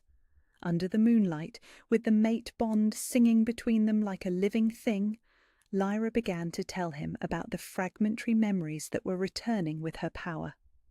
Glimpses of a silver-haired woman who smelled like jasmine and starlight. The sensation of being carried through dark corridors by someone who whispered promises of safety. The sound of her own childish voice asking for her mama over and over until the memories simply stopped. "They stole your childhood!" Aldrich said, his voice vibrating with barely controlled rage. "They murdered your mother and stole your birthright and made you believe you were worthless. But they didn't break me." The realization surprised her with its strength. 18 years of believing I was nothing, and somehow I still hoped, I still dreamed, I still had enough left inside me to recognize you when our eyes met. "You were never nothing," he said fiercely. "Even when your power was bound, Even when you believed their lies, you were always extraordinary. I felt it the moment I saw you, not just the mate bond, but something deeper, recognition of who you truly were." They talked until nearly dawn, sharing stories and fears, and the growing certainty that their bond was strong enough to overcome whatever obstacles lay ahead. When they finally parted, Lyra felt fundamentally changed, not just by the awakening power or the recovered memories, but by the simple, revolutionary act of being seen as worthy. For the first time in her life, she walked through the palace corridors with her head held high. The change didn't go unnoticed. Over the following days, as her power continued to grow and manifest in small but visible ways, Lyra began to attract attention from unexpected quarters. Some of the kitchen staff started treating her with a deference that had nothing to do with her official position. The horses in the stables responded to her approach with the kind of reverence usually reserved for royalty. Even some of the lower-ranking nobles began to look at her with puzzled interest, as if their wolves recognized something their rational minds couldn't quite identify. But with recognition came danger. Lady Seraphina's eyes followed her movements with increasing suspicion, and more than once Lyra caught glimpses of hushed conversations that stopped abruptly when she appeared. The conspirators who had hidden her identity were beginning to sense that something had changed, even if they didn't yet understand what. The mate bond with Alpha King Aldrich grew stronger every day, their connection deepening beyond mere physical attraction into something that felt soul-deep and unbreakable. They stole moments together whenever possible, brief conversations in empty corridors, shared glances across crowded rooms, the simple comfort of knowing exactly where the other was at any given moment through their supernatural link.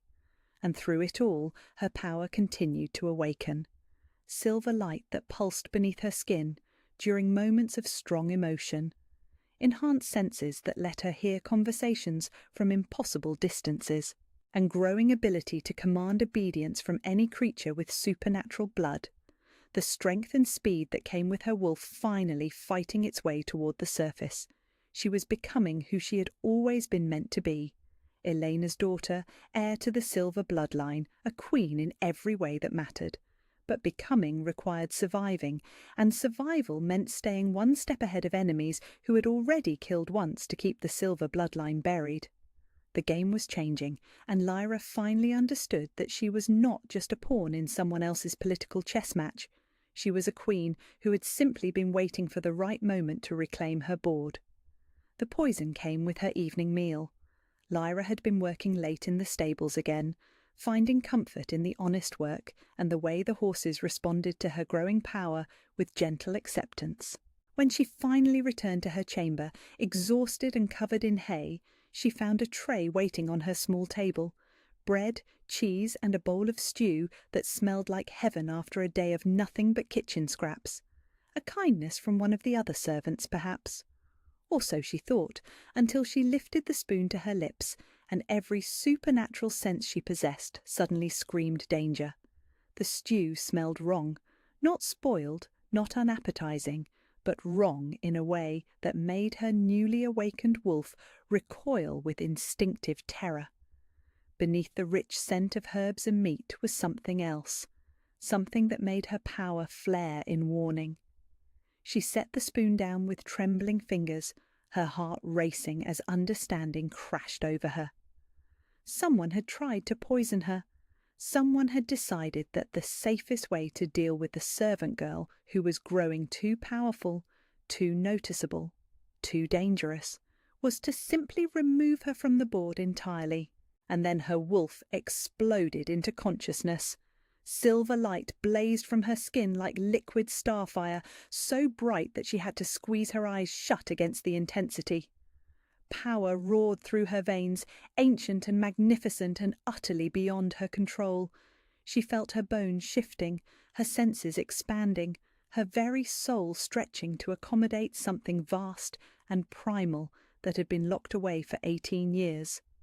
The magical bindings that had hidden her true nature didn't just crack, They shattered like glass, releasing a flood of memories and abilities that hit her with the force of a tidal wave. She remembered her mother's face, not just from the locket portrait, but from life. Remembered being held in arms that smelled like jasmine and safety.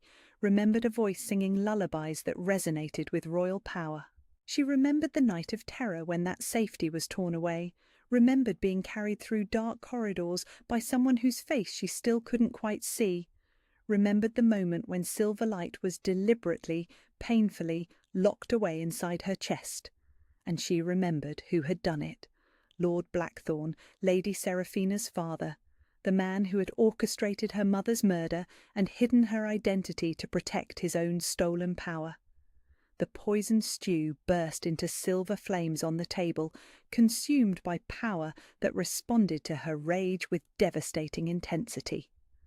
The wooden furniture in her small chamber began to smoulder, and she could hear voices in the corridor outside as other servants noticed the light blazing from beneath her door. She was losing control, and if she didn't find a way to contain the power surge, she was going to bring down half the palace. Through the mate bond, she felt Alpha King Aldric's alarm as her distress hit him like a physical blow. She felt him abandoning whatever meeting or duty had occupied his evening, felt him racing through the corridors toward her location with supernatural speed. "Lyra!" His voice came from outside her door, followed by the sound of the latch lifting. "Lyra, what's happening?" The door swung open to reveal him standing in the threshold, his dark eyes wide with concern and awe. Behind him, she caught glimpses of palace guards and servants gathering in the corridor, drawn by the impossible light pouring from her chamber. "I can't stop it," she gasped, silver fire dancing around her fingers as power continued to pour from her in waves. "Someone tried to poison me, and the shock broke something inside me. I can't—" He was across the room in an instant, his hands gripping her shoulders with gentle firmness. "Look at me," he commanded, his alpha authority washing over her in soothing waves. "Feel our bond. Let it anchor you."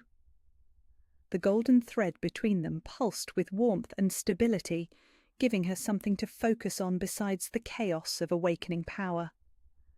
Slowly, carefully, she managed to pull the silver light back inside herself, though she could feel it still churning just beneath her skin like a living thing.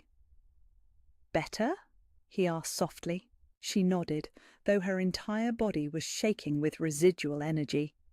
"Someone tried to kill me," she whispered, gesturing toward the still smoking remains of her evening meal. "The stew was poisoned." His expression went deadly at her words, and she felt his wolf surge with protective fury. "Who brought the food?" "I don't know. It was just there when I returned from the stables." She looked around her small chamber, taking in the scorch marks on the walls and the acrid smell of burned wood. "But Aldrich, when the bindings broke, I remembered things. I know who was behind my mother's murder." The conversation that followed was conducted in urgent whispers, with the door barred against curious servants and guards stationed outside to ensure their privacy. Lyra told him about the recovered memories, about Lord Blackthorn's role in the conspiracy, about the deliberate suppression of her power and identity. With each revelation, his fury grew more palpable until the air around them practically vibrated with barely leashed violence. "Blackthorn," he said, and the name came out like a curse. "I should have known. He's been pushing hardest for the marriage alliance, been most vocal about questioning my judgment. If he killed your mother to seize power—" "Then Lady Seraphina knows exactly who I am," Lyra finished. "She's not just jealous of a servant girl who caught your attention. She's trying to finish what her family started 18 years ago." Before he could respond, a commotion erupted in the corridor outside. Raised voices, the sound of running feet, and then a sharp knock at the door. "Your Majesty!" It was Thomas, his personal guard. "Lady Seraphina is here with half the court. She's demanding an explanation for the disturbance." Alpha King Aldrich and Lyra exchanged grim looks. This was it.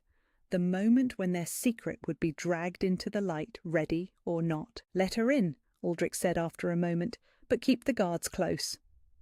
The door opened to admit Lady Seraphina in a swirl of midnight silk and barely concealed triumph. She took in the scorched chamber, the lingering scent of burned wood and supernatural power, and the way the Alpha King stood protectively close to Lyra with obvious satisfaction. My, she purred, her beautiful face alight with malicious pleasure. "Such an interesting evening we're having. Tell me, Your Majesty, why are you in the servants' quarters instead of reviewing the final wedding arrangements?"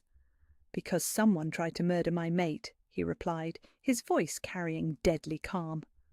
Seraphina's mask of innocence was perfect. "Murder?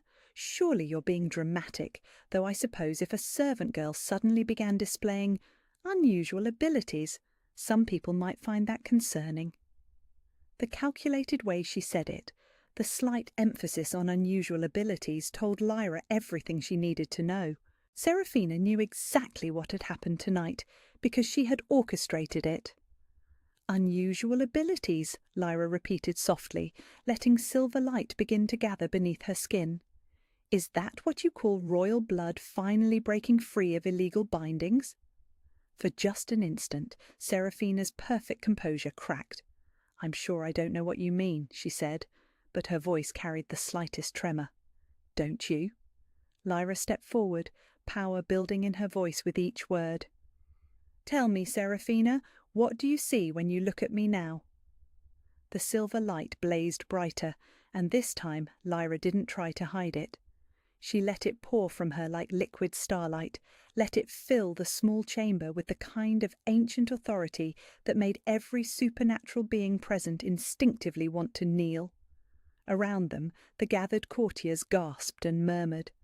Some of the older nobles went pale, their wolves recognizing something they hadn't felt in 18 years.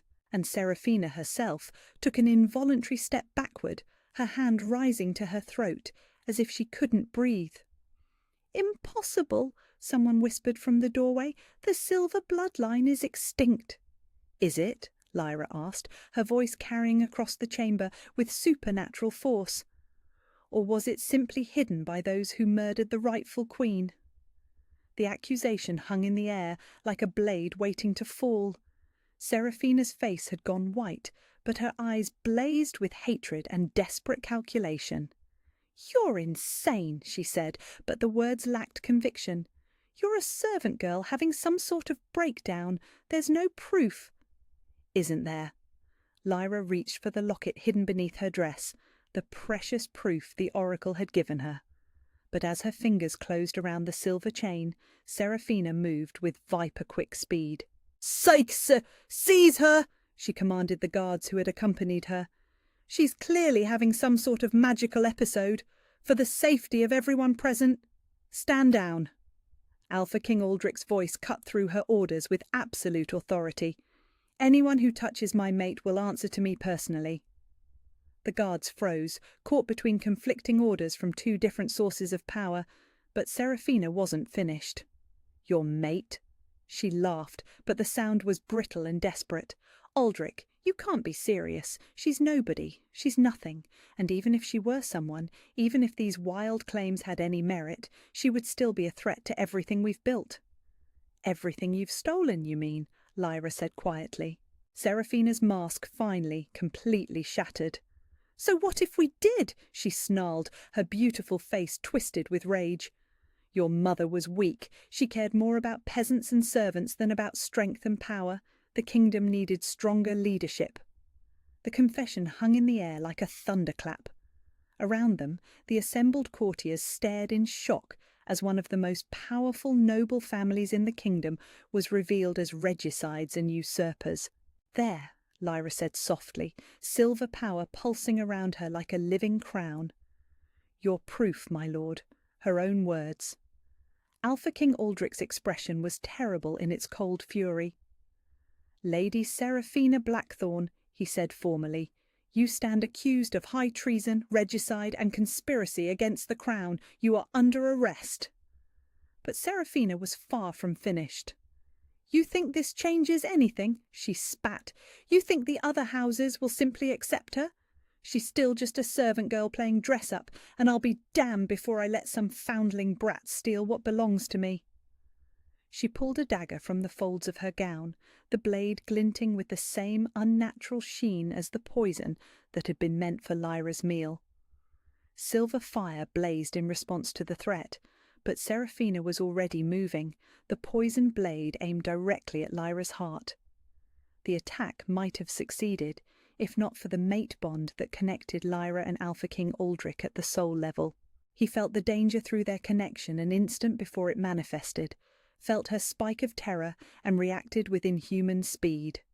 His hand closed around Seraphina's wrist just as the blade reached Lyra's chest, his grip crushing down with supernatural strength until she cried out and dropped the weapon. "That," he said quietly, "was a mistake." Power exploded from Lyra in response to the attack, silver light blazing so brightly that several of the courtiers had to shield their eyes. But this time, instead of wild, uncontrolled energy, it moved with purpose and precision. The light settled around her like a mantle of starfire, transforming her from servant girl to something magnificent and terrible. She looked exactly like what she was, a queen reclaiming her throne. "I am Elena's daughter," she said, her voice carrying to every corner of the chamber with supernatural force.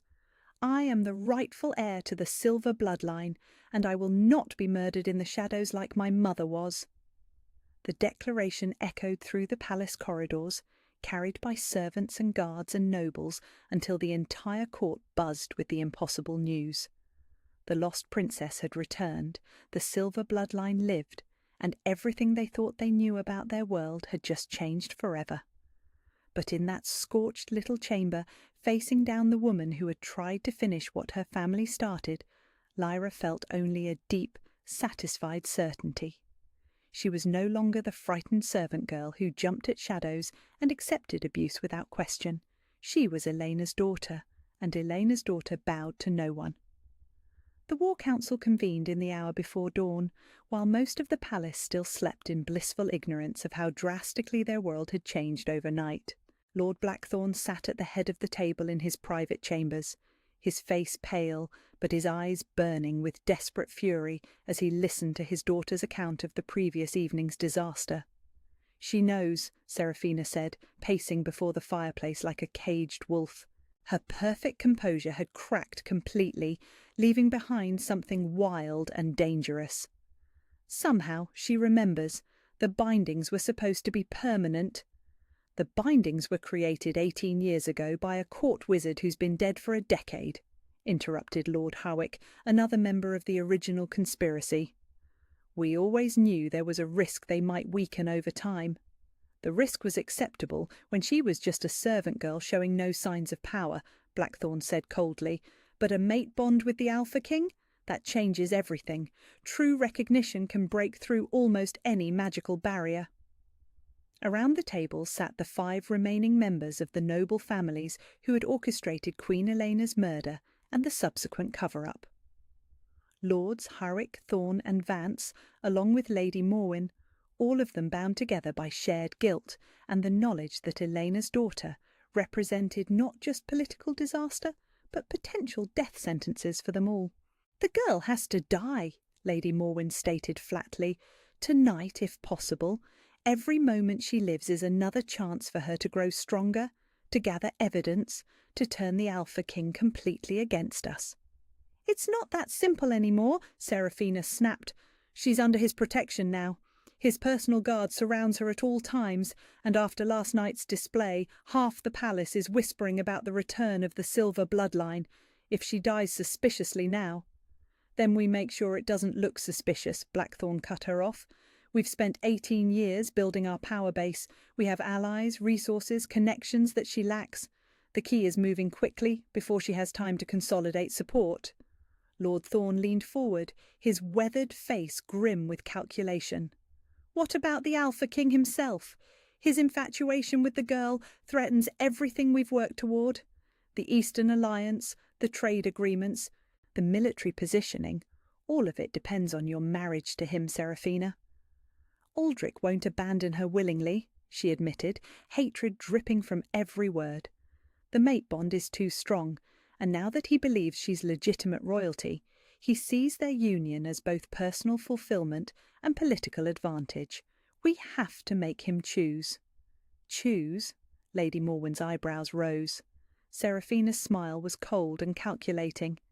Between his precious mate and the safety of his kingdom, if the girl's existence threatens to plunge the realm into civil war, if supporting her claim means watching innocent people die in the chaos that follows, how long will his noble conscience allow him to choose love over duty?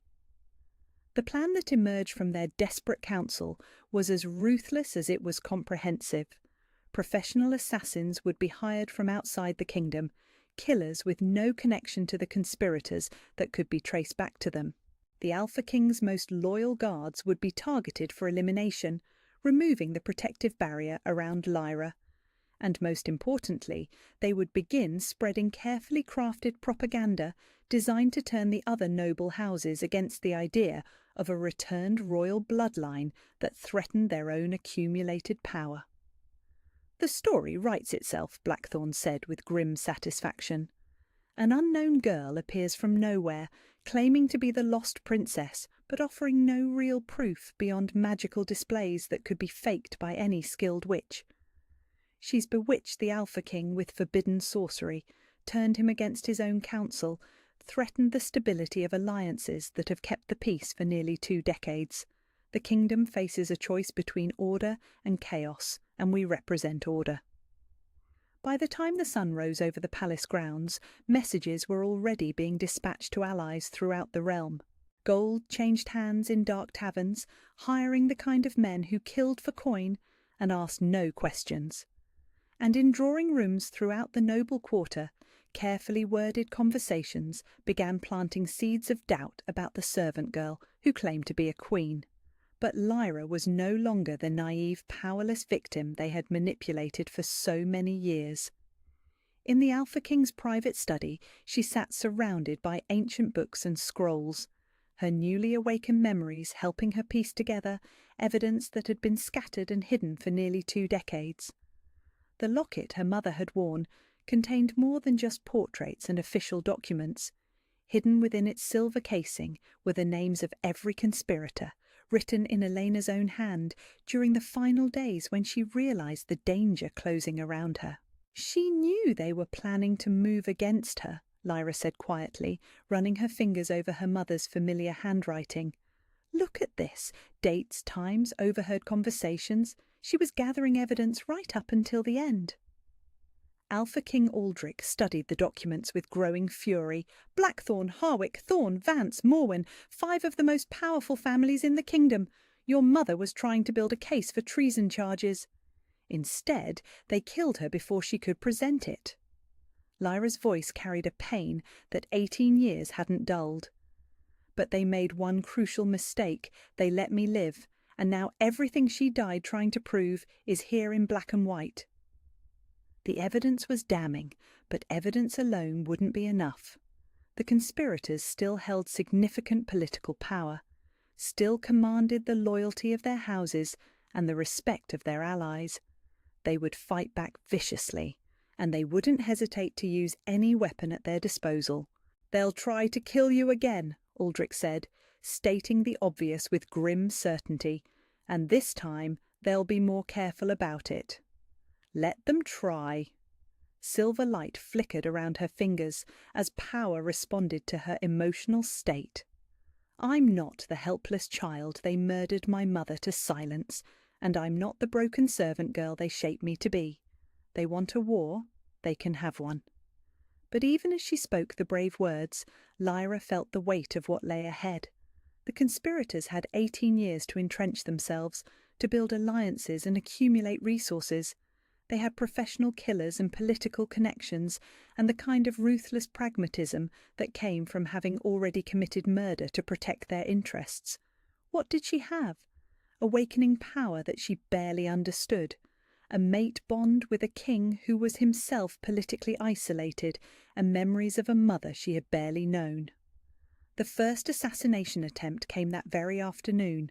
Lyra had been walking through the palace gardens with two of Aldrich's personal guards, trying to find some peace among the roses and jasmine that reminded her of fragmentary childhood memories. The attack came without warning, crossbow bolts fired from the shadows of the hedge maze, aimed with deadly precision at her heart. Her power reacted instinctively, silver light blazing in a protective barrier that deflected the projectiles harmlessly away. But the assassins had anticipated supernatural defences, and the second wave of attacks came from multiple directions simultaneously. One of her guards went down immediately, a poisoned dart finding the gap between his helmet and gorget. The second managed to shout a warning before a blade across his throat silenced him forever. And then Lyra was alone, facing three hooded killers who moved with the fluid grace of professionals. Terror spiked through her, but it was different from the helpless fear she had lived with for so many years. This was the sharp, focused terror of a predator recognizing a genuine threat, and it brought with it a clarity that surprised her. She was Elena's daughter. She carried the silver bloodline, the most powerful shifter magic in the known world, and she was done being anyone's victim. The transformation, when it came, was nothing like the gradual awakening she had been experiencing. This was instantaneous and complete, 18 years of suppressed power exploding outward in a cascade of silver fire that lit up the entire garden like a second sun. Her wolf was magnificent. Where most shifters became ordinary wolves when they changed, Lyra's royal blood manifested as something far more extraordinary. She was larger than any natural wolf, her fur the colour of moonlight and starfire, her eyes blazing with silver light that spoke of ancient magic and unbreakable will. Power radiated from her in waves that made the very air shimmer, and when she howled, every supernatural being within miles felt it resonate in their bones. The assassins had been prepared for many things. They had not been prepared for this. She moved among them like death-given form, faster than human reflexes could follow, stronger than any mortal creature had a right to be. Claws that could rend steel tore through their weapons and armour with contemptuous ease. Jaws that could crush stone closed around throats and limbs with surgical precision. It was over in moments, the garden littered with the bodies of killers who had underestimated exactly what they were trying to murder. When Alpha King Aldrich arrived with reinforcements, drawn by the howl that had shaken the palace to its foundations, he found Lyra kneeling among the roses in human form once again. Silver light still flickered beneath her skin, and her eyes held depths that spoke of power barely contained. "Are you hurt?" he asked, though he could see through their bond that she was physically unharmed.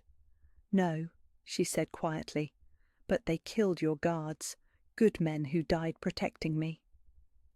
The grief in her voice was real, but underneath it was something harder, something that promised consequences for those responsible. "This is just the beginning," she continued, rising to her feet with fluid grace. "They'll keep coming, keep escalating until one of us is dead. The question is, are you prepared for what that means?" He looked at her standing among the blood and roses, power crackling around her like visible authority, and saw not the servant girl who had cleaned his stables, but the queen she was born to be. "Whatever it takes," he said simply, "whatever it costs." That night they held their own war council, not in secret chambers filled with desperate conspirators, but in the great hall before the assembled court. Lyra stood at Aldrich's side, the locket containing her mother's evidence displayed prominently, while witnesses testified to what they had seen and heard over the past days. The noble houses began to choose sides, some, horrified by the evidence of regicide and the attempted murder of the rightful heir, declared their support for Lyra's claim immediately. Others, bound by old alliances or fear of change, remained neutral or threw their lot in with the conspirators. By dawn, the kingdom teetered on the edge of civil war, but as Lyra stood on the balcony of the royal chambers, watching the sun rise over lands that were her birthright, She felt no fear. The servant girl who had spent 18 years believing she was nothing was gone forever, burned away in silver fire and replaced by something far more dangerous. Elena's daughter had returned to claim what was hers, and she would not be denied again. The challenge came at dawn, delivered by a herald in full ceremonial regalia, whose voice carried across the palace courtyard with supernatural amplification. "By ancient law and sacred tradition," the man proclaimed, his words echoing off stone walls, "Lady Seraphina Blackthorn, speaking for the noble houses of the Eastern Alliance, hereby invokes the right of blood trial. Let the pretender to royal lineage prove her claim before the sacred grove, witnessed by all, or be forever branded as false." Lyra felt the mate bond pulse with Aldrich's immediate fury, but she raised a hand to forestall his response. This was exactly what she had been expecting. A formal challenge that would force the issue into the open, where political manoeuvring gave way to supernatural truth. "The sacred grove," she said quietly, watching from the great hall windows as the herald continued his pronouncement. "Tell me about this trial." Alpha King Aldrich's expression was grim as he explained. "It's an ancient law, predating the current kingdom by centuries. When royal bloodlines are disputed, the claimant must present themselves to the guardian spirits of the sacred grove, primordial wolves that are said to be the ancestors of all shifter magic. Only those with genuine royal blood can command their recognition. And if I fail? If the guardians reject you, it's considered proof that your claim is false. By law, you would be stripped of all titles and protection, exiled from the kingdom permanently." His voice dropped. "But Lyra, there's something else. The trial isn't just about recognition, it's about survival. The guardian spirits don't simply acknowledge royal blood, they test it. Many legitimate heirs have died in the sacred grove, found worthy, but not strong enough to withstand the power they carry." The implications settled around them like chains. This wasn't just a political maneuver. It was potentially a death sentence disguised as justice.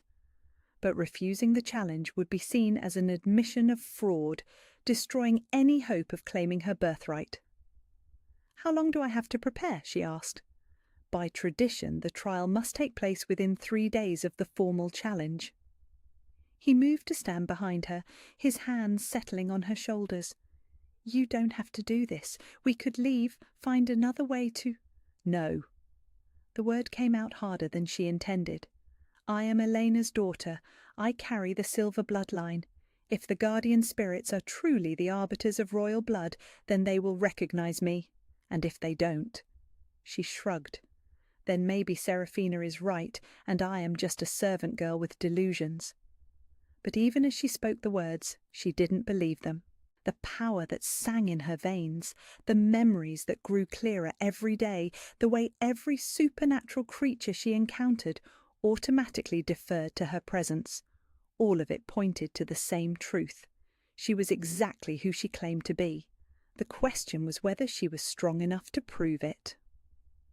The next 2 days passed in intensive preparation. Ancient texts were consulted, rituals explained, and warnings given about what to expect in the sacred grove. The guardian spirits were described as beings of pure elemental power, wolves the size of horses with eyes like burning stars, and voices that could shake mountains. They would test not just her bloodline, but her worthiness to carry it, her strength, her wisdom, her willingness to sacrifice for the greater good. "Your mother underwent the trial when she claimed the throne," the palace's oldest scholar told Lyra as they pored over dusty volumes in the royal library. "The records say the guardians recognized her immediately, but the testing nearly killed her. She emerged from the grove unconscious and didn't wake for 3 days. What were they testing? Whether she would choose personal happiness over her people's welfare. The guardians showed her visions of the future, paths where she chose love over duty, where she abandoned the crown for a simpler life. Each time she chose sacrifice over self-interest. That's what convinced them she was worthy to rule." The word sent a chill through Lyra's chest. What sacrifices would the guardians demand of her? What choices would she be forced to make? On the morning of the trial, she woke before dawn and made her way to the palace chapel, seeking a moment of peace before facing whatever lay ahead. The small sanctuary was empty, except for candles flickering before an altar dedicated to the ancient wolf spirits, and she knelt on the worn stone floor, trying to find the centre of calm that would carry her through the day. "Having second thoughts?" Lady Seraphina's voice cut through the silence like a blade. Lyra didn't turn around, but she felt her power stir restlessly at the woman's presence. "Just saying goodbye," Lyra replied quietly. "Goodbye?" Seraphina moved closer, her footsteps echoing in the small space. "How dramatic, though I suppose it is fitting. You won't be returning from the sacred grove?" "So certain?" "Oh, yes." Seraphina's voice carried poison-sweet satisfaction. "You see, dear Lyra, there are things about the guardian spirits that the old texts don't mention, things my family learned during our research into your mother's death." Lyra turned to face her then, silver light beginning to gather beneath her skin. "What things?" Seraphina's smile was beautiful and terrible. "The guardians don't just test royal blood, they test pure royal blood, untainted by common mixing, unblemished by weakness or doubt. Your mother was the last pure-blooded heir of the silver line, which is why she passed their trial so easily. And you, my dear pretender, are not pure-blooded at all." Seraphina's eyes glittered with malicious triumph. "Oh, yes, we know the truth about your conception. Elena may have been royal, but your father was not. He was a common soldier, a guard who caught the Queen's fancy during a moment of loneliness. You're a bastard, Lyra, half royal at best. The guardian spirits will sense that tainted blood the moment you enter their grove." The accusation hit like a physical blow, but before Lyra could respond, Seraphina continued. "The beautiful irony is that you'll die for a lie anyway. Even if you were fully royal, even if your claim was legitimate, the guardians have been influenced by those who understand their true nature. You see, they don't just respond to bloodline, they respond to power. And power, dear girl, can be bought. You corrupted the sacred trial," horror coloured Lyra's voice. "We ensured the proper outcome," Seraphina corrected. "The guardians will reject you because that's what they've been paid to do. Your death will be seen as proof that our cause is just, that the natural order has been restored." With that final poisonous revelation, she glided from the chapel, leaving Lyra alone with the crushing weight of seemingly insurmountable odds. But as the sun climbed higher and the time for the trial approached, Lyra found her resolve hardening rather than breaking. Seraphina's words had been intended to shatter her confidence, to send her into the grove already defeated. Instead, they had crystallized something essential about who she was and what she fought for. Pure blood or tainted legitimate heir or bastard pretender, none of that mattered as much as the truth she carried in her heart. She was Elena's daughter in every way that counted. She had suffered and survived and grown strong in the darkness they had forced upon her, and she would not be broken by their schemes or their purchased guardians or their centuries of accumulated power. The sacred grove lay at the heart of the royal forest, a circular clearing surrounded by trees so ancient they predated human memory. When the trial procession arrived, Lyra, Alpha King Aldrich, the assembled court, and representatives from every major house in the kingdom, the very air seemed to thrum with supernatural energy. At the centre of the clearing stood 5 massive stones arranged in a perfect pentagon, each one carved with symbols that hurt to look at directly. The space between them shimmered with power that made reality itself seem unstable, as if the veil between worlds had worn thin in this place of ancient magic. "The trial begins at sunset," announced the High Ritualist, an elderly man whose ceremonial robes were covered in protective wards. "The claimant will enter the sacred circle alone and remain until dawn or death, whichever comes first. Let all here witness. The guardians will judge not just blood, but worthiness." As the sun began its descent toward the western horizon, Lyra found herself surrounded by well-wishers and supporters, but also by those who had come to watch her fail. Lady Seraphina stood with her father and their allies, her beautiful face alight with anticipation. Other noble families waited with carefully neutral expressions, ready to throw their support behind whichever side emerged victorious. "Whatever happens in there," Alpha King Aldrich said quietly, pulling her aside for a final private moment, "remember that you are my mate and my queen. That bond will hold no matter what the Guardians say or do." "And if I don't come out?" she asked. "Then I'll tear down the grove stone by stone until I find you." The promise in his voice was absolute. She kissed him then, pouring all her love and fear and desperate hope into the contact, feeling the mate bond pulse between them like a living thing. Whatever happened next, she would carry that connection with her into the darkness. As the sun touched the western tree line, Lyra stepped into the sacred circle. The moment her feet crossed the threshold between the standing stones, the world changed. The gathered crowd, the forest, even the sky itself seemed to fade away, leaving her alone in a space that existed between reality and dream.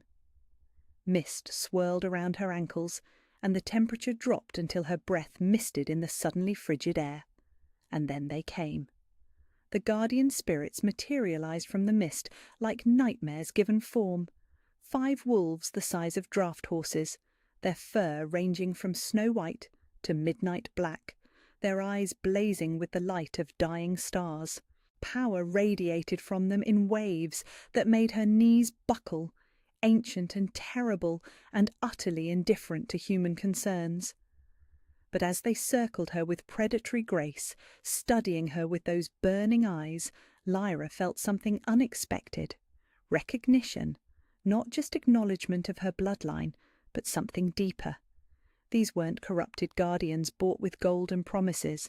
These were the real thing, primordial spirits that had watched over the royal bloodline since the dawn of time, and they knew exactly who and what she was. The largest guardian, a massive wolf with fur like silver moonlight, stepped forward and spoke with a voice like thunder. "Daughter of Elena, child of 2 worlds, we have waited long for your return." The relief that flooded through her was so intense she nearly collapsed. Seraphina had lied about the corruption, had tried to break her spirit with false despair. The Guardians were exactly what they were meant to be, arbiters of truth in a world full of deception. "I claim my birthright," she said, surprised by the steadiness of her own voice. "I claim the throne that was stolen from my mother." "Claims are easily made," another guardian replied, this one with fur like flowing shadow. "But worthiness must be earned. Are you prepared to face what you truly are, Elena's daughter? Are you ready to bear the weight of what your bloodline demands?" "I am." The trial that followed was unlike anything the ancient texts had prepared her for. Instead of physical tests or magical challenges, the guardians drew her deep into vision space, forcing her to confront truths about herself and her heritage that cut deeper than any blade. She saw her mother's final moments, not just the murder she had always imagined, but the desperate choice Eleanor had made to save her infant daughter at the cost of her own life.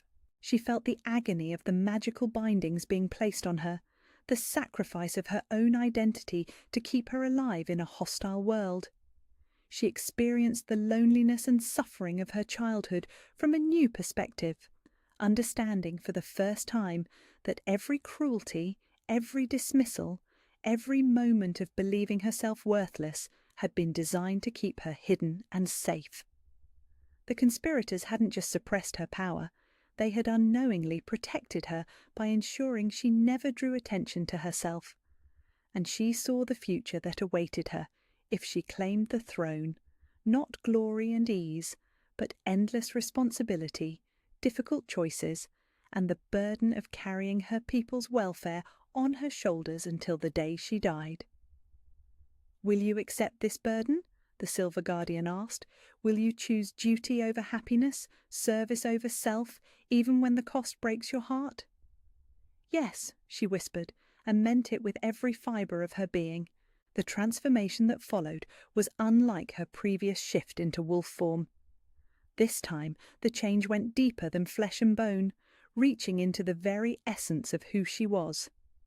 Silver light blazed around her as power she had never dreamed of flooded through her body, ancient magic that connected her to every wolf in the kingdom, every supernatural creature that looked to the royal bloodline for leadership and protection. When it was over, she knelt in the centre of the sacred circle, with silver fire dancing around her skin like a living crown. The guardians stood in a perfect circle around her, their star-bright eyes filled with something that looked remarkably like pride. "Rise, Eleanor's daughter," the Silver Guardian commanded. "Rise, Queen of the Silver Bloodline, rise and claim what has always been yours." As the sun crested the eastern horizon, Lyra stepped out of the sacred circle transformed. Gone was the last trace of the servant girl who had cleaned stables and scrubbed floors. In her place stood a queen, not by birthright alone, but by trial and choice, and the kind of power that could not be bought, stolen, or corrupted. The assembled crowd fell silent as they saw what she had become, felt the weight of her presence pressing against their supernatural senses. Even Lady Seraphina took an involuntary step backward, her face pale with the realization that all her schemes had not just failed, they had backfired spectacularly. Alpha King Aldrich moved to her side, his own power rising to match hers, and together they faced the kingdom that was now truly theirs to rule. The trial was over. The real work was just beginning. The coronation began at noon, under a sky so clear and blue it seemed blessed by the ancient spirits themselves. Word of Lyra's triumph in the sacred grove had spread through the kingdom like wildfire, and nobles who had remained neutral during the conspiracy now flocked to pledge their allegiance to the proven queen. The great hall had been transformed overnight, draped in silver and white banners that caught the light streaming through the tall windows and made the entire space glow like something from a fairy tale. But beneath the pageantry and celebration, danger still lurked in the shadows. Lyra stood before the ancient mirror in the royal chambers, watching servants arrange the ceremonial gown that had belonged to her mother. The silver silk seemed to move with a life of its own, embroidered with thread that matched the power flowing beneath her skin. Looking at her reflection, she could see Eleanor's face in her own features, could feel her mother's presence like a whisper of approval. "You look magnificent," Alpha King Aldrich said from the doorway, his voice rough with emotion. "Every inch a queen." "I feel her," Lyra replied softly, touching the silver circlet that would soon be replaced with the ancient crown of her bloodline. "Elena, she's here somehow, watching over this moment she died trying to protect." Before he could respond, a commotion erupted in the corridor outside. Shouts, the sound of running feet, and then Thomas burst through the door without ceremony. "Your Majesties," he said urgently, "we have a problem. Lady Seraphina and her conspirators, they've barricaded themselves in the Eastern Tower with armed supporters. They're declaring the coronation illegitimate and calling for noble houses to reject your claim." Lyra felt her power stir restlessly, silver light beginning to gather beneath her skin. How many? Perhaps 50 fighters, plus the 5 surviving conspiracy leaders. Lord Blackthorn is demanding single combat. Says he'll prove your unworthiness by defeating you personally before the assembled court. "Absolutely not," Aldrich said immediately. "This is exactly what they want, to turn your coronation into a battle that could injure or kill you." But Lyra was already moving toward her armour, the ceremonial gown forgotten. "No, this is perfect. Let them make their stand in the open before witnesses. When I defeat them publicly, no one will ever question my right to rule again. Lyra, Aldrich!" She turned to face him, silver fire blazing in her eyes. "I've spent 18 years hiding in shadows, letting others define my worth. Today, I claim my throne not just through ancient bloodlines and guardian trials, but through strength. Let anyone who would challenge the silver bloodline see exactly what they're facing. The confrontation took place in the throne room, with every noble family in the kingdom as witnesses. Lord Blackthorn stood at the centre of his group, resplendent in battle armour that gleamed with protective enchantments. Around him, the remaining conspirators had arranged themselves in a defensive formation, their supporters filling the spaces behind them with drawn weapons and grim determination. "Pretender!" Blackthorn called as Lyra entered the chamber. "You may have fooled some ancient spirits with parlour tricks and theatrical displays, but I know what you truly are, a bastard servant girl who threatens the natural order with her delusions." Murmurs rippled through the assembled nobles, but Lyra's expression remained serene as she walked toward the throne that had sat empty for 18 years. Her armour had been crafted specifically for this moment, silver mail that moved like liquid mercury, a sword whose blade seemed forged from captured starlight. "Lord Blackthorn," she said, her voice carrying easily through the vast chamber, "you stand accused of regicide, conspiracy and treason against the crown. Your daughter has confessed to attempted murder, and your co-conspirators have already proven their guilt through their own actions. Surrender now, and I will be merciful." His laughter was harsh and mocking. "Merciful! You offer mercy to the men who built this kingdom's prosperity? Who maintained order while the royal line lay extinct? We are the true power here, girl, and power recognizes power. Then let's see whose power is stronger." The battle that followed was unlike anything the assembled nobles had ever witnessed. This was not the clumsy brawl of common soldiers, but supernatural combat between beings whose very existence defied natural law. Lord Blackthorn had not maintained his position through politics alone. He was a formidable shifter whose black wolf form radiated dominance and barely controlled violence. But he was not royal.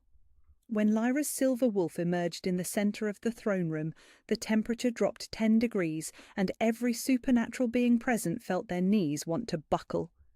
She was larger than any natural wolf, her fur gleaming with inner light, her presence so overwhelming that several of the weaker conspirators actually fled without striking a blow. The fight was brief and decisive. Blackthorn's black wolf was powerful, experienced and desperate, but he was facing something that existed on an entirely different level of supernatural hierarchy. When Lyra's jaws closed around his throat, when her power pressed down on his consciousness like a mountain, he submitted, not because he chose to, but because every instinct he possessed recognized absolute dominance. The surrender rippled through his supporters like a shockwave.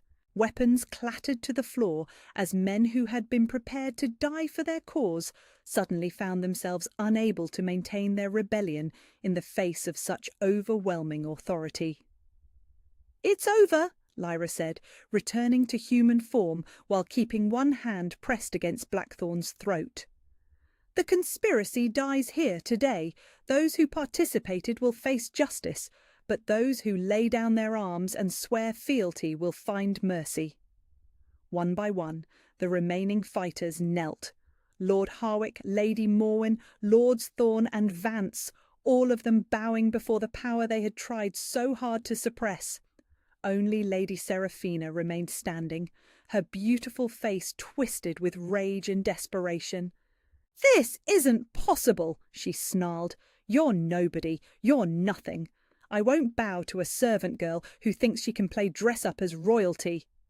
"Then don't bow to the servant girl," Lyra replied calmly. "Bow to the Queen." Silver power blazed around her like a living crown, and this time it carried with it the authority of the guardian spirits, the weight of ancient bloodlines, and the absolute certainty of someone who had claimed her rightful place in the world. Every person in the throne room felt it. The presence of true royalty, the kind of power that commanded obedience not through fear, but through recognition of worthiness. Seraphina's knees buckled despite her will, forcing her into the submission she had tried so hard to avoid. "I name Lord Blackthorn and his co-conspirators guilty of high treason," Lyra announced, her voice carrying to every corner of the vast chamber. "But their lives are forfeit not to vengeance, but to justice. They will face trial by combat, not against me, but against champions chosen by the families of those they murdered 18 years ago." It was a declaration that satisfied both mercy and law, giving the conspirators a chance for honourable death while ensuring that justice was served. More importantly, it demonstrated the kind of ruler Lyra intended to be, strong enough to defeat her enemies, wise enough to temper strength with fairness. The coronation that followed was unlike any in the kingdom's history. When the ancient crown was placed on Lyra's head, the same crown that had been worn by her mother, by generations of silver-blooded queens stretching back to the dawn of their people, silver light blazed from it like captured starfire. Every wolf in the kingdom felt the moment of her official ascension, felt the rightful order being restored after 18 years of chaos. But it was the moment when Alpha King Aldrich knelt before her that truly took her breath away.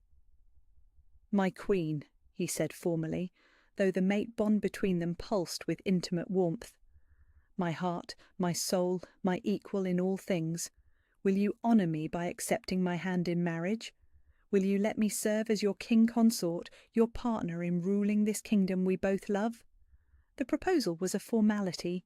Their mate bond had already joined them in every way that mattered to their supernatural sides. But the public declaration, the formal asking, the choice to frame their union as partnership rather than possession, all of it spoke to the kind of king he was and the kind of marriage they would build together. "Yes," she said simply, and felt the golden thread between them blaze with shared joy. The mating ceremony took place immediately, witnessed by the same nobles who had watched her defeat the conspiracy. Ancient vows were spoken, binding not just two people, but two royal bloodlines, creating an alliance that would strengthen the kingdom for generations to come. When they kissed to seal their bond, silver and gold light intertwined around them like visible proof of their connection. Every person present felt the power of it, the rightness of a union that served both love and duty. That night, as celebrations continued throughout the palace and beyond, Lyra stood on the balcony of the royal chambers, her chambers now, and looked out over the kingdom she had reclaimed.